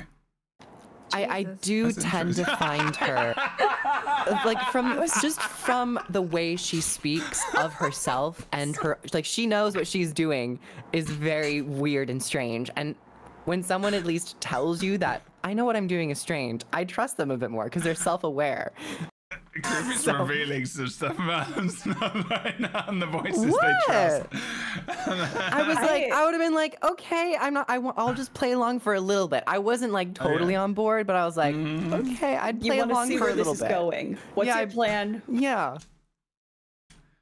Yeah, and it was... That was great reaction, though, sorry. It was like, part of it was, with what I had been through as the commander, I'm not sure I would have given as much leeway, because earlier on, when you're less experienced, you might think you could handle the voice in your head. But at the point where we were at, where there had been a lot, and I've died. Yeah, I came back, but who's to say it's going to happen again? What did you think, Phoenix? Oh no, I would have no, rusty spoon in brain, get it out, get it out, get it out. I would be like, there is somebody talking to me, there is something inside me, I have brought something back, it saved me, I don't know why, please God help me. Or tag me, bag me, something, give me some sort of like Poughkeepsie, I need a safe word, you know. It's keep an eye on me at least. Yeah, because we're watching these people literally lose their minds. And we've had this in the mind thing and people trying to manipulate us with Jormag, and we had it with the Jungle Dragon Mordramoth as well, especially as a Silvare player. We know what it's like for someone to be fucking with us in our head, and we don't want that. And I would have been very forthcoming that this was happening because there's actually lots of reassurances, because lots of people are hearing these voices. You're not the only one. And depending on how far down that line you are, depends on what treatment that you need and what help that they can give you in order to deal with it. So I don't actually understand, other than plot armor, why they would not tell us. And I would certainly not trust this thing going, no, don't tell anybody. Yeah, out of my head. Well, I would have been like, well, she did save me. I'm like, she saved me from getting killed. So I was like, maybe. I've already been through the Balthazar cat and mouse where, maybe this is just a prolonged version of that. Yeah. Should I tell you my take on it? Which might be which is going to be, which I was just thinking about. And I was like, you were talking about Billy No Mates earlier and about feeling you're like kind of alone. I actually think the commander kind of finds some kind of company here with this person and is actually kind of enjoying some attention. I actually think they kind of want them around, actually. I actually think they want. I think they're lonely and they're maybe that desperate. And the voice came to them in the most terrifying thing they've experienced in a long time in that moment. Maybe that is the reason it was able to get there in the first place. Like, because of their loneliness. I'm not sure if that was ever explained, like why they picked them specifically. I can't remember. But it was explained. It was explained. Can you remember what it was? The reason was she is like an extraplanar being, and when we died, she felt where we went, and she felt us return, and she's kind of been on the periphery, kind of watching with interest in our activities. So she is proper stalker level. Yeah, at that point, I was like, nope. Yeah. But she also knows us, so she does know us. She is the one who knows us the best, then. Like, almost to a degree. Like, she's been there for a fair while, and she's witnessed our coming and out going. of the demons. Stalkers do know their victims wildly closely. Just putting that out there. But also maybe like a kind of Stockholm syndrome kind of. It's not that she knew us. It's that I think out of all the demons. Well, as we come to find of Paith's character, her main goal is to save her home and her demons and her family. And I think she was searching for the one person, the commander in this case, the player character, who she finds to be the most reliable, because we are so obscure, we are so distinct. We've like tasted death, we came back, and I think that was a major reason why she, got her sights on us. But as we do progress in the expansion, she doesn't really know us off the bat, but she begins to know who the commander is as a character. There's a part where like Dagda, when we get to Dagda questions our authority and doesn't really like warm up to us. True. And Paith is like, oh, you didn't like, your ego was hurt. You didn't like that very much. And she's like, oh, I'm starting to kind of get a clearer picture of who you are. So I really love Paitha for that reason. I think this is a good example of how you can have a character be completely unseen and have such impact on you just with a voice in your head. I think that was a really good. ESO has done that really well with several characters as well, actually. Can I interject that there's no such thing as Stockholm syndrome? Stockholm syndrome is it's not it's not a thing. Yeah. It's a made up thing. There's no scientific, no evidential anything. It was from a newspaper. It's like a journalist. It's called something else as well. Like it's like a mixture of different things. It's like a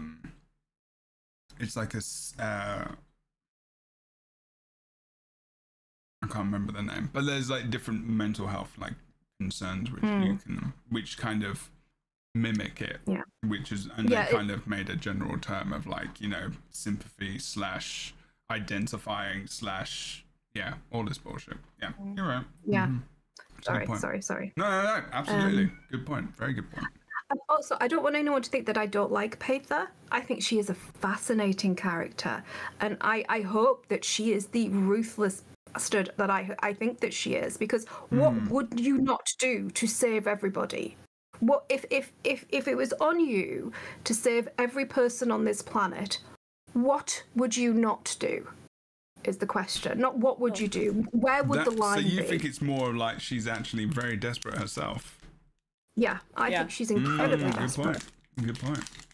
And I'm hoping that discomfort of having her in your head against your will, but, you know, you tolerate her, you don't say anything yet. I'm hoping that discomfort pays off when we see how ruthless she actually is. And when, as I suspect, she tries to sacrifice the commander for her cause. Yeah.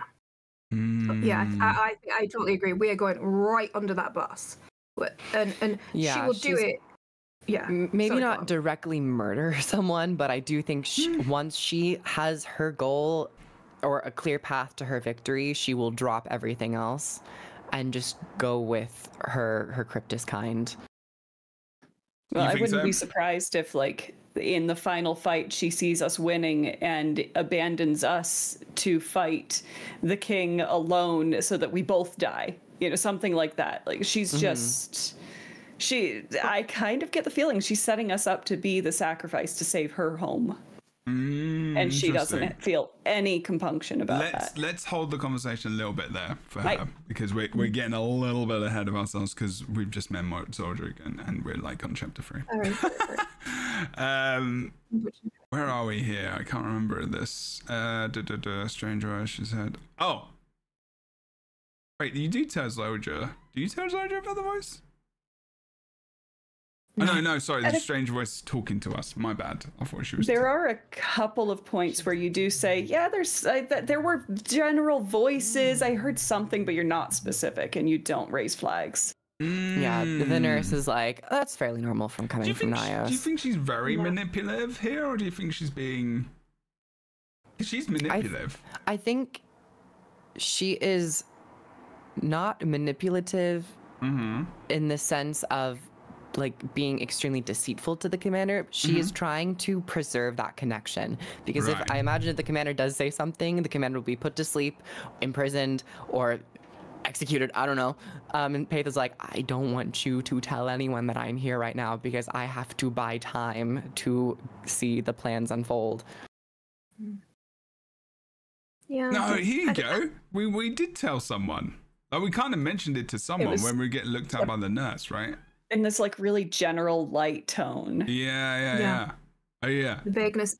There's so many times where she's talking to us and people notice that we're acting strangely and we completely deny. And she is telling us to deny. No, they'll do something to you. And that is a very predatory, like, it's like deeply predatory behavior. If you feel uncomfortable with someone and they're doing something that's pushing your boundaries and they're telling you not to tell anybody, that's not a red flag. That's an ocean. That's the red wedding. Yeah, just to get GTFO. They came in wearing a red cape. Do we feel uncomfortable with Paitha? Like, I mean, maybe in the early parts, but as the story progresses, I didn't get the feeling that Commander was uncomfortable with Paitha being around. That was actually one thing that, once again, sorry, jumping to the end, you're actually asked, do we trust her? And I think your options are yes, and we have no choice.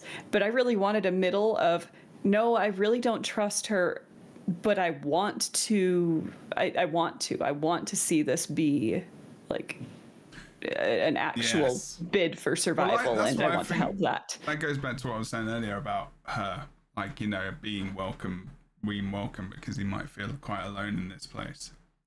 Because he ain't got a clue about it. He generalizing like gender of our commander there, but like, you know, because they're on their own. They don't know where they are. They're kind of just a soldier now. You're a soldier again. You're not like a commander here. Like the only person who called you a commander is the script.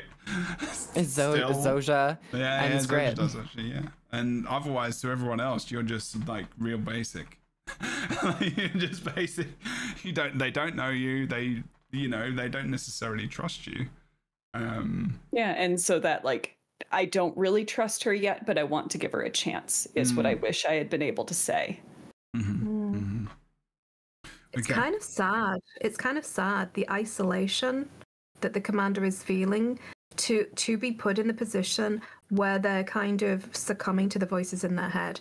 It's an interesting dilemma, and maybe they're leaning into the so they lent into PTSD at the very end of Dragons with the kind of the manifestation of our fears, and maybe this is just a continuation, because you don't get over PTSD with hugs and you know, a nice afternoon at the park. So maybe the commander's succumbing to the voices is yet another symptom of their ongoing mental health struggles. I mean, at this point, I would be shocked if there weren't, especially with how. Yes, we complain about how ArenaNet rushes a lot of their story and pelts you with new information, but they're also very thoughtful about where your character is at this point and what they've been through. And yeah, at this point, if you weren't dealing with some absolutely insane mental problems, there's no way you wouldn't be in any way, shape, or form. It would be silly not to address it. I don't think many games do that. I don't think many games literally do that. I think they're scared too, probably.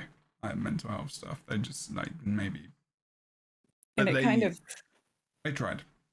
It helps it make sense when they bring in those little moments. Helps it make sense why your character is so willing to dive headfirst into a life-threatening situation after life-threatening situation, to just kind of keep, as long as you have a crisis to deal with, you keep going. Well, the funny thing is yeah, but also that is called a death wish, and a death wish is a real actual thing. Like it's like it's almost like it's not a desire to die necessarily, but it's risky behavior, which is very, very dangerous, and it's not shying from the opportunities of death to catch up to you. Exactly. And but also does feel like a commander at this point. It's also a way that a lot of people find about living. Funnily enough, like they get a lot of the feeling of living from being so close to the edge, like the risk of all these things happening to you, which is very interesting. And also, like, if it happens, it happens, and you've kind of got an excuse. Like, I was trying to save the world, or I was trying to do, jump out of an aeroplane or something. It's not like very intentional. Anyway, random mental health stuff. Side point. Well, I mean, I also think so. When you're in a terrible situation, you don't have time to ruminate. There is no rumination when you're in a fight or flight situation, and a lot of the time, and as a survivor, it's after everything is fine, and everyone's like, you should be fine now. You're okay. Everything's safe. Everything's okay. And you've been so strong through it all, and you've just been amazing. And you get to the point where everything is quiet, everything is safe, and you just crumple into a fucking heap. And you then have the emotional reactions that you couldn't afford to have when you were dealing with the terrible thing.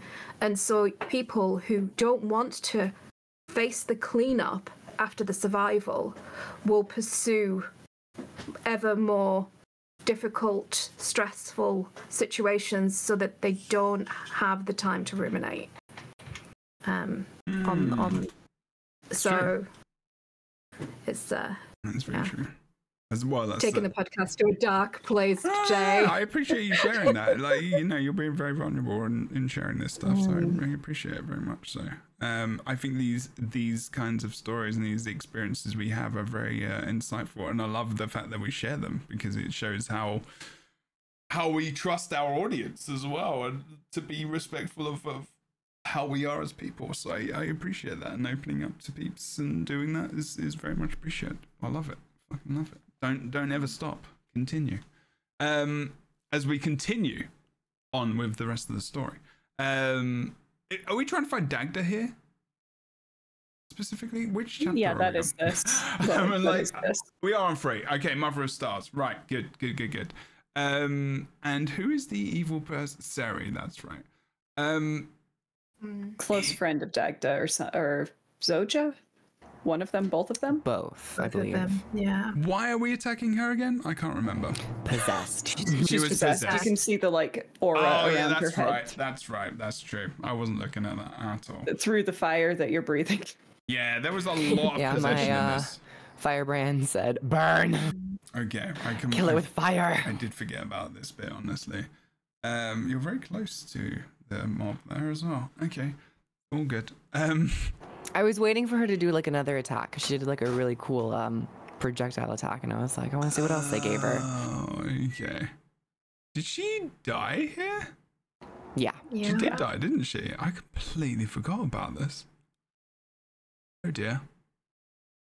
Can I ask you can I ask another question? Sorry. Sure. So I don't understand. You okay? I don't sneezing my face off.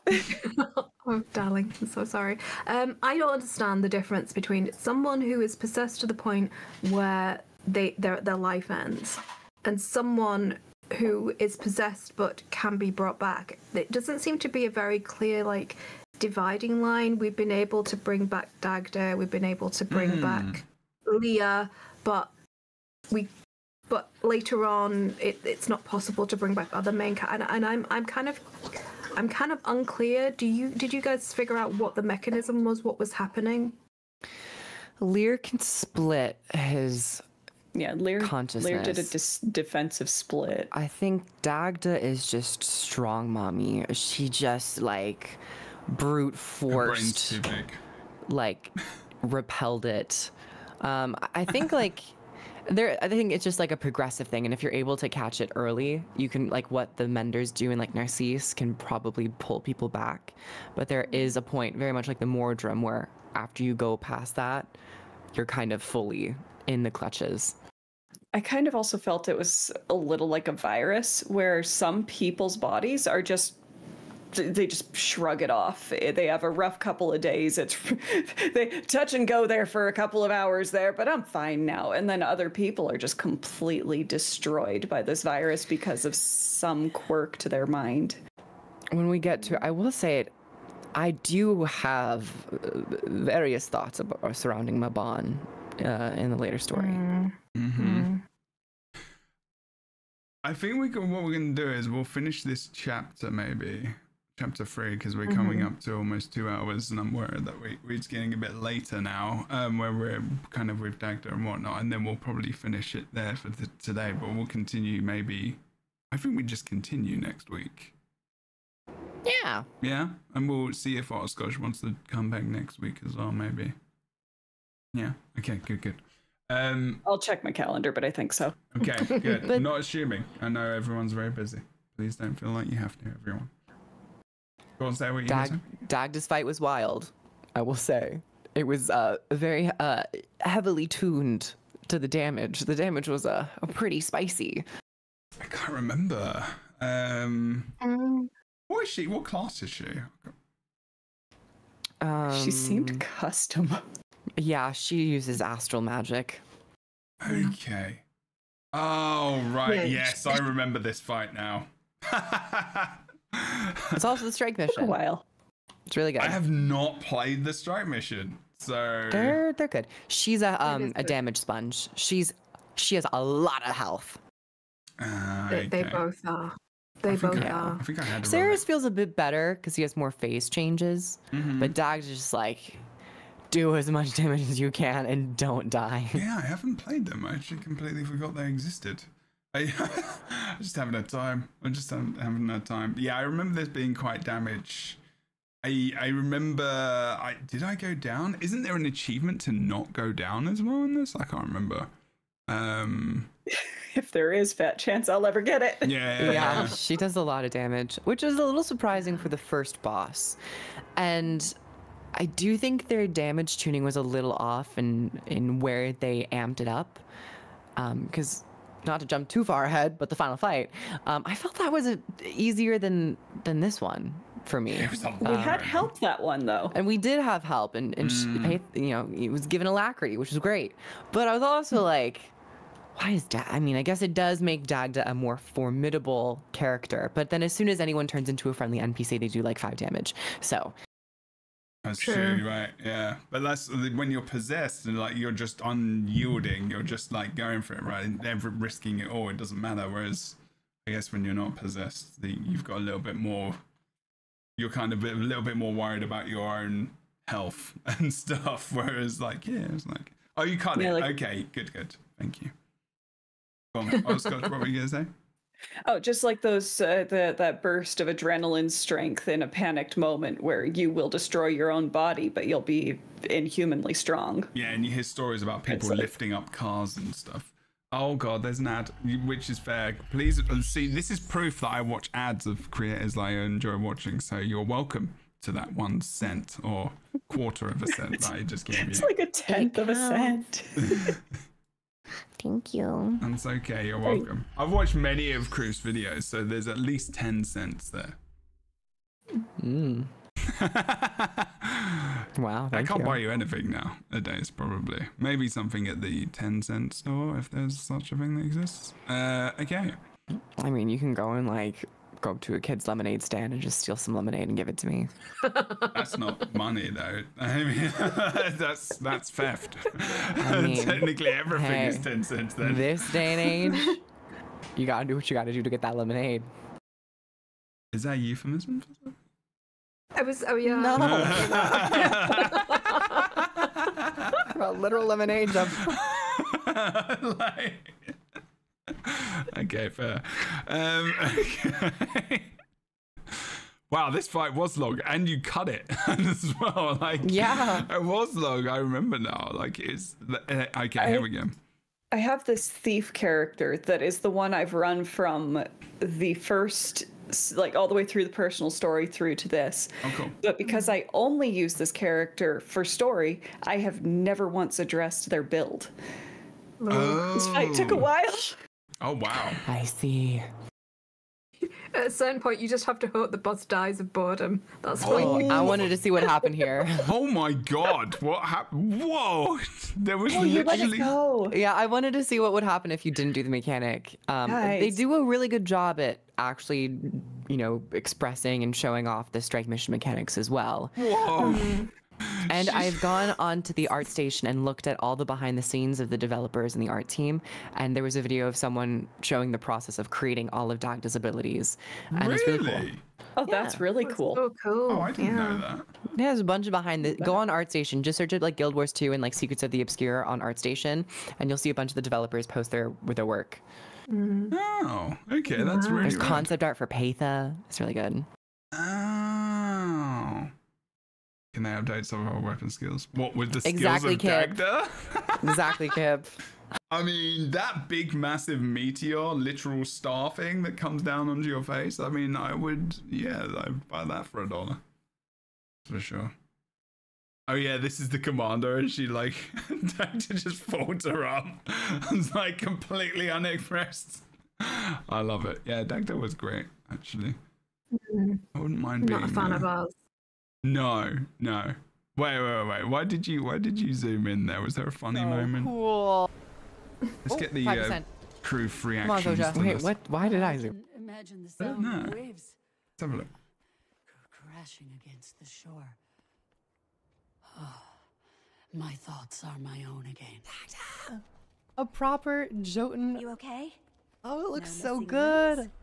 An ache in my neck, but I'm fine, little one. This is the commander. Mommy. She's giving mommy. Thank you for refraining from killing me. I'm sure you resisting that urge was a challenge. Oh, come on, Dagda. What? I don't understand. I helped you. Maban brought them here. We're on the same side. Maban is too true. Was the reason because you like, I just sneezed. No. Oh, what? You sneezed in the game? I Wait, what? sneezed. I sneezed while recording. And and it got caught. Oh, and that's why you zoomed in. I was like, what? Okay. I don't know why I zoomed. I was like, I'll just zoom in on that part, I guess. Damn. I was expecting some sad boy music. You're like, ooh. It actually makes sense though, right? It does make sometimes sense. you just think of it in the moment and you're like, I'm gonna do that. And then you look back on it and you go, what the fuck was I thinking? And then I was like, oh, I sneezed. I thought it was because you were sad, because like Dagda was just like, give a F. No, you can hear me go in the background. Oh, that's funny. Mommy doesn't love me anymore. Oh no. Okay. Well, we found Dagda, and Dagda Well, that's doesn't Secrets like of the you. Obscure, everyone. Come back in 2 months for the first quarterly update. Could you imagine if this was the expansion? Well, just that. It ended here. No. That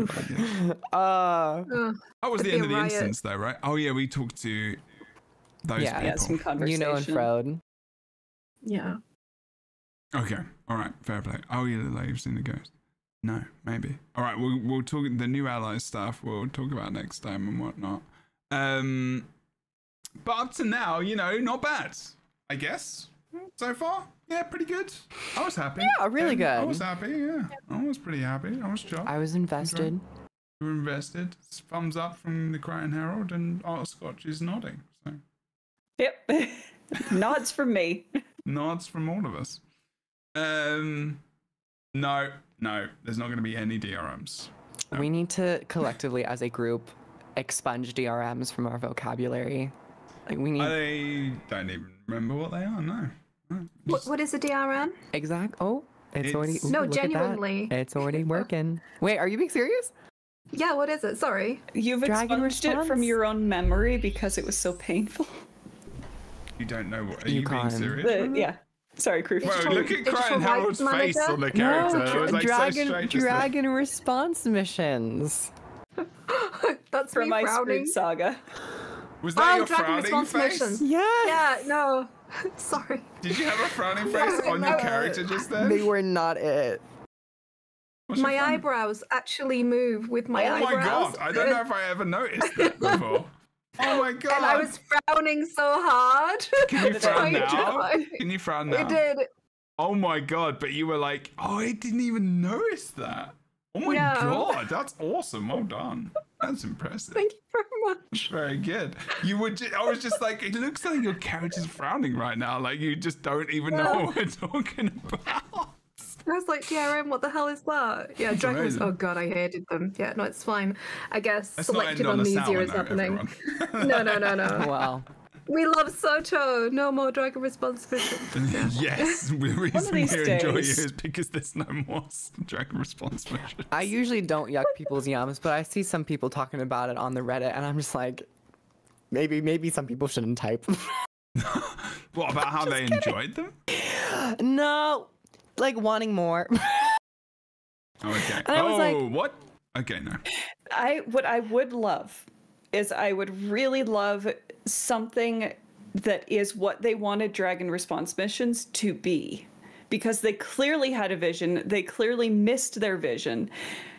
And there's something there. I'm sure it would have been awesome. I think that was the vision. I don't think there was anything more to it. I think that was maybe it. I'm just very optimistic and hopeful that that really wasn't what they meant to do. They gave me like dungeon light. And if they just went with dungeons, great. But it was like 5-player story instance. That isn't really difficult. But it's just long forcing and you to slow. repeat it because it's a currency. And yeah, I was like, just do dungeons. I felt like the design of them felt like they had ideas. All the ideas had to get slashed because of time concerns, and then they had to pad the instance with what they had. And so like I'd love to see what they wanted, what they meant. I'd love to see the dungeon light, but actually done with the same care that original dungeons were. Mm-hmm. But like it's not even defense of them. Defense. Oh. A defense of them. So this when you play them, so I went back and I did the Return to stuff, and you have to do the Dragon Response missions, all of the Dragon Response missions to get the legendary trinket ring thing, right? I highly recommend doing it because on a second run through, without the time constraints that I experienced the first time, there's a lot of interesting story in there, and there's a lot of interesting conversations that happen in there, and it was much less. I don't know whether they've tweaked it. It felt much less painful. I mean, it might be that I am a more competent player now, but that's deeply unlikely. So I this world. But no, I like how deadpan honest you were. It's very unlikely, everyone. Okay, like calm down. If you're about to give me a compliment, I'm shutting you down right here, right now. I'm terrible. The people who raid with me know how terrible I am. Are you a healer as well? I am a healer. Oh, yeah. God. Yeah. So it's literally always your fault. Always my fault. Haven't you cleared all of the raids though? I have. I'm nearly. I've got 2% of my legendary armor crafted. So DRMs are nothing. Yeah, carry me, Daddy. Carry me. Oh, mum. Dagda in there. Hallian from Gamers Asylum and my fantastic Daydreaming D, who is my raid leader. They've been super kind and wonderful. And Enlin, who is also like a superstar in the chat. They are one of the best players I've ever gamed with. So lots of carrying for this sad bitch. But. Oh my God. But I just wanted the shiny armor. What can I say? But I think there's a lot of nice, interesting story interactions and character interactions that are in the missions that a lot of people gloss over because they didn't like the mechanics. And I think that the AI in the assistant characters could do with some tweaking, or the algorithm. It's not AI. Jesus God, the algorithm could do with some tweaking so they don't just die in the fire. That would be wonderful. But yeah. It's sad. I feel like Bog Otter is right. I feel like there was a Scotch Otter was right. Why did I call you Scotch Bog Otter? Otter? Do you mean Otter Scotch? I know. Otter Scotch. I've had a stroke. You're a Scotch Otter now? I was like, we're shooting shots. I'm waiting for Scotch Egg. When you get to Scotch Egg, I'm like, Scotch is literally the best person in the world because Scotch Eggs are great. Shoot me in. I'm so sorry. Shoot me into the sun. You were Bog Otter, then you were Scotch Otter. Scotch Otter. Scotch Egg. Yep. I mean, there's just too many otters in the world. I don't know. I mean, it doesn't sound like a terribly my bad brain's thing. not working. Yeah, my brain's shit.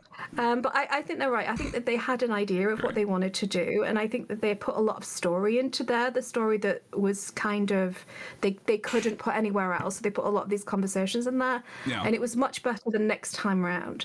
So if you hated them and you're gonna do the trinket, the legendary trinket, don't stress too much about it. I did them all by myself over a couple of days, and it was better than I remembered. So I don't know. Yeah. What was the name of the Tengu that you meet in the one? Ayumi. What was her name? No, it's not Ayumi. Wait. To this day, that we have not seen her again, and I need more of that anxious, adorable little Tengu in my life. I would definitely not remember. Oh my God, I'm trying to remember before I see it pop up in chat because I'm like, Calistris? Something or other, Callisto. I think. No. Oh, wait, it might not be. But whatever her name is, I was sure that she was going to be a lead into getting more Tengu in the story, not in the way we actually did. I wanted a glimpse into the Dominion Tengu. There you go, someone got it. She was also just delightful. Caladris. Yes. Caladris. And she was just this wonderful, anxious little mess, and I loved her. Yeah. Hey, mini expansions. Maybe. They have to go to the Dominion of Winds at some point. Well, they did say after this they want to go back to Corteria stuff. So. Oh yeah, they will do, won't they? Yeah. They've got loads of in between areas that they've got to go and sort They've got so much potential. Exciting. Okay, we're going to end it there. And unless anyone has any other comments, we got up to chapter 3 out of 10. So we've got at least 2 more episodes on this. And we're just going to bash them out one after the other. Because at the moment, two of those chapters are just rift hunting, so we'll be fine. Oh, yeah, that's true. There is a lot of stuff in between. But thank you. Also, if you want to check out the footage that we had and we used today, make sure you check out youtube.com/Kroof. Because they covered all the stories. So we're going to be using that footage again next time, which is really, really good. Thank you for allowing us to do that. Watch the ads. Take off that ad blocker.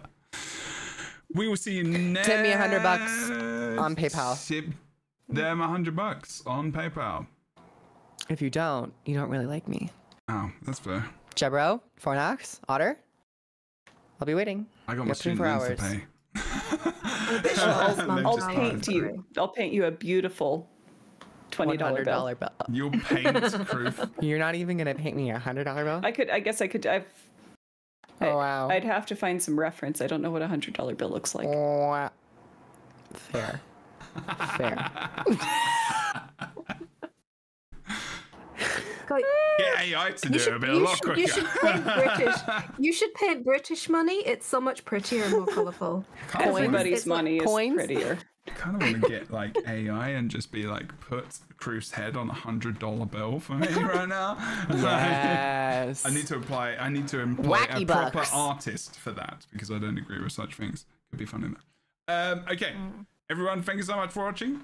We're gonna bugger off. Otterscotch. Wow, I almost called you that. Sorry. It's your fault. I need a new name. No, you don't. That's all. Otterscotch. Tell us what you do, where you do it, where people can find you. Not your home address though, because that's not appropriate. I was just about to launch into that. Thanks for stopping me. I am a variety streamer. I play Guild Wars. I play Zelda games, all on Twitch. Art streams are coming back as soon as I can sort out my camera that rebelled on me last week. So keep an eye out for felting, painting, paper carving. There's a lot coming up. Awesomeness. And people's information, bits and bobs will be in the description below. Take that however you will. Don't forget to like and subscribe to this video. YouTube channel as well. All the people. And to everyone's stuff. Kroof, tell us what you do, where you do it. Hi everyone. I'm freely taking $100 bills. And I will do a lot for that.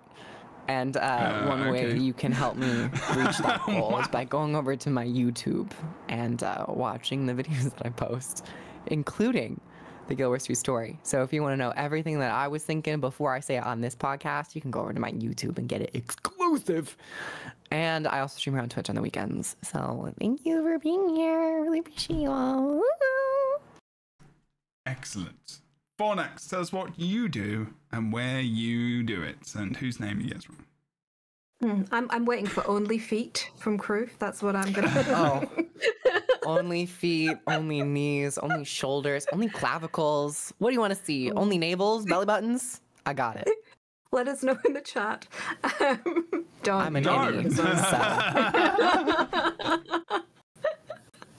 Denied. Coming soon. Only knees. Yes, definitely. I'm Fornax. What? Go on.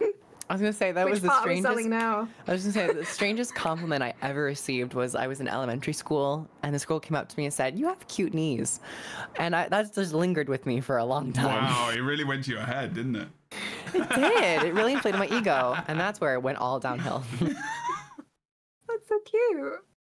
Remember the thing that I remember most from being in the playground with kids was a boy, I think I probably told you this, a boy walking up to me and just kicking me right in between the legs. And then I'm like, why did you do that? And he's like, because I wanted to see if it hurt girls too. And I'm like, oh, you did tell us this. I remember. Yes. I remember you telling us this. I know. I like the idea of you telling that boy in that tonality too. Why did you do that? Why did you do that? No reaction, just, why did you do that? I was so confused. Anyway. More important Fornax law for the podcast. Oh my god. Yeah, I'm reeling too much here. No, but please do go and watch my Palea video if you're interested in like home design. Not my Guild Wars 2 content. I need to friend you in Palea. While I'm on the Guild Wars 2 podcast. Watch my Palea content. I've played too much Palia lately. It's delightful. Oh my god, it's so good. That's my name in game. Everybody can add me if you're in Palia. It's on the chat. I have been playing a huge amount of Guild Wars, but I do love Palia, and I put the video out today, which is why I'm talking about it. But this week I'm going to continue and finish working on my review of the story and put it out. I am. Is it good? I am. You enjoying the story? Is the video good? For Guild Wars 2, not yeah. the video. Oh, it's for Guild Wars 2. I thought you meant Palia. Okay, sorry. Yeah, no. So the story of Palia is it's an open beta, and the bits of the story that we've got so far are really sweet and really interesting and really well done. And there's puzzles and things, and it's beautiful exploration. If you're looking for a Zen game, that's fantastic. And it does have a kind of Guild Wars 2 feel because the community is super friendly and really helpful, and it's really nice. So it's a really lovely game, and it's free, but it is in open beta, and occasionally I do get stuck in my oven. Just full disclosure, but it's really easy to forget that it's beta because it's so smooth most of the time until you get stuck in your oven. This is true. I haven't got an oven yet, so I've played a bit of it. It's good. Okay. I don't like Wraith though. He's a bit smarmy. Yeah. Anyway. Oh, that wink though. Oh, that no. twink. Wow. No, I'd rather set my vagina on fire. No. Anyway. Okay. Please go watch my content. Bye. Sidetracked. Everyone, thanks so much for watching. Don't forget, if you want to follow this podcast, you can do that by going over to twitch.tv/JebroUnity, and it will be 1 p.m. Pacific, which we've been doing pretty consistently so often recently. At least we've been live at that time. 1 p.m. Pacific / 8 p.m. GMT. If you want to come over and say hello and watch us live, otherwise youtube.com/JebroUnity. This episode gets released on the Saturday afterwards in the morning, Pacific time, about late afternoon in Europe, on Spotify and all the things. If you want to support the podcast or myself, you know what to do. Chuck a sub, etc. We will see you next time. Please check out all of our lovely friends' stuff. Links in the description below if you do want to purchase. I was gonna say heart fonts. You can't do that now because it's free. If you want to purchase, this is not 2015. If you want to purchase Secrets of the Obscure, we have some links in the chat as well, which support the peeps who are partnered with ArenaNet there as well. Otherwise, we will see you next time. And I'm going to hopefully find some music for the ward. There you go. Ooh, spooky music. We'll see you next time where we'll be talking more about the story, and maybe Boots will put their shoes on and join us. Okay, we'll see you soon. Thanks so much for watching.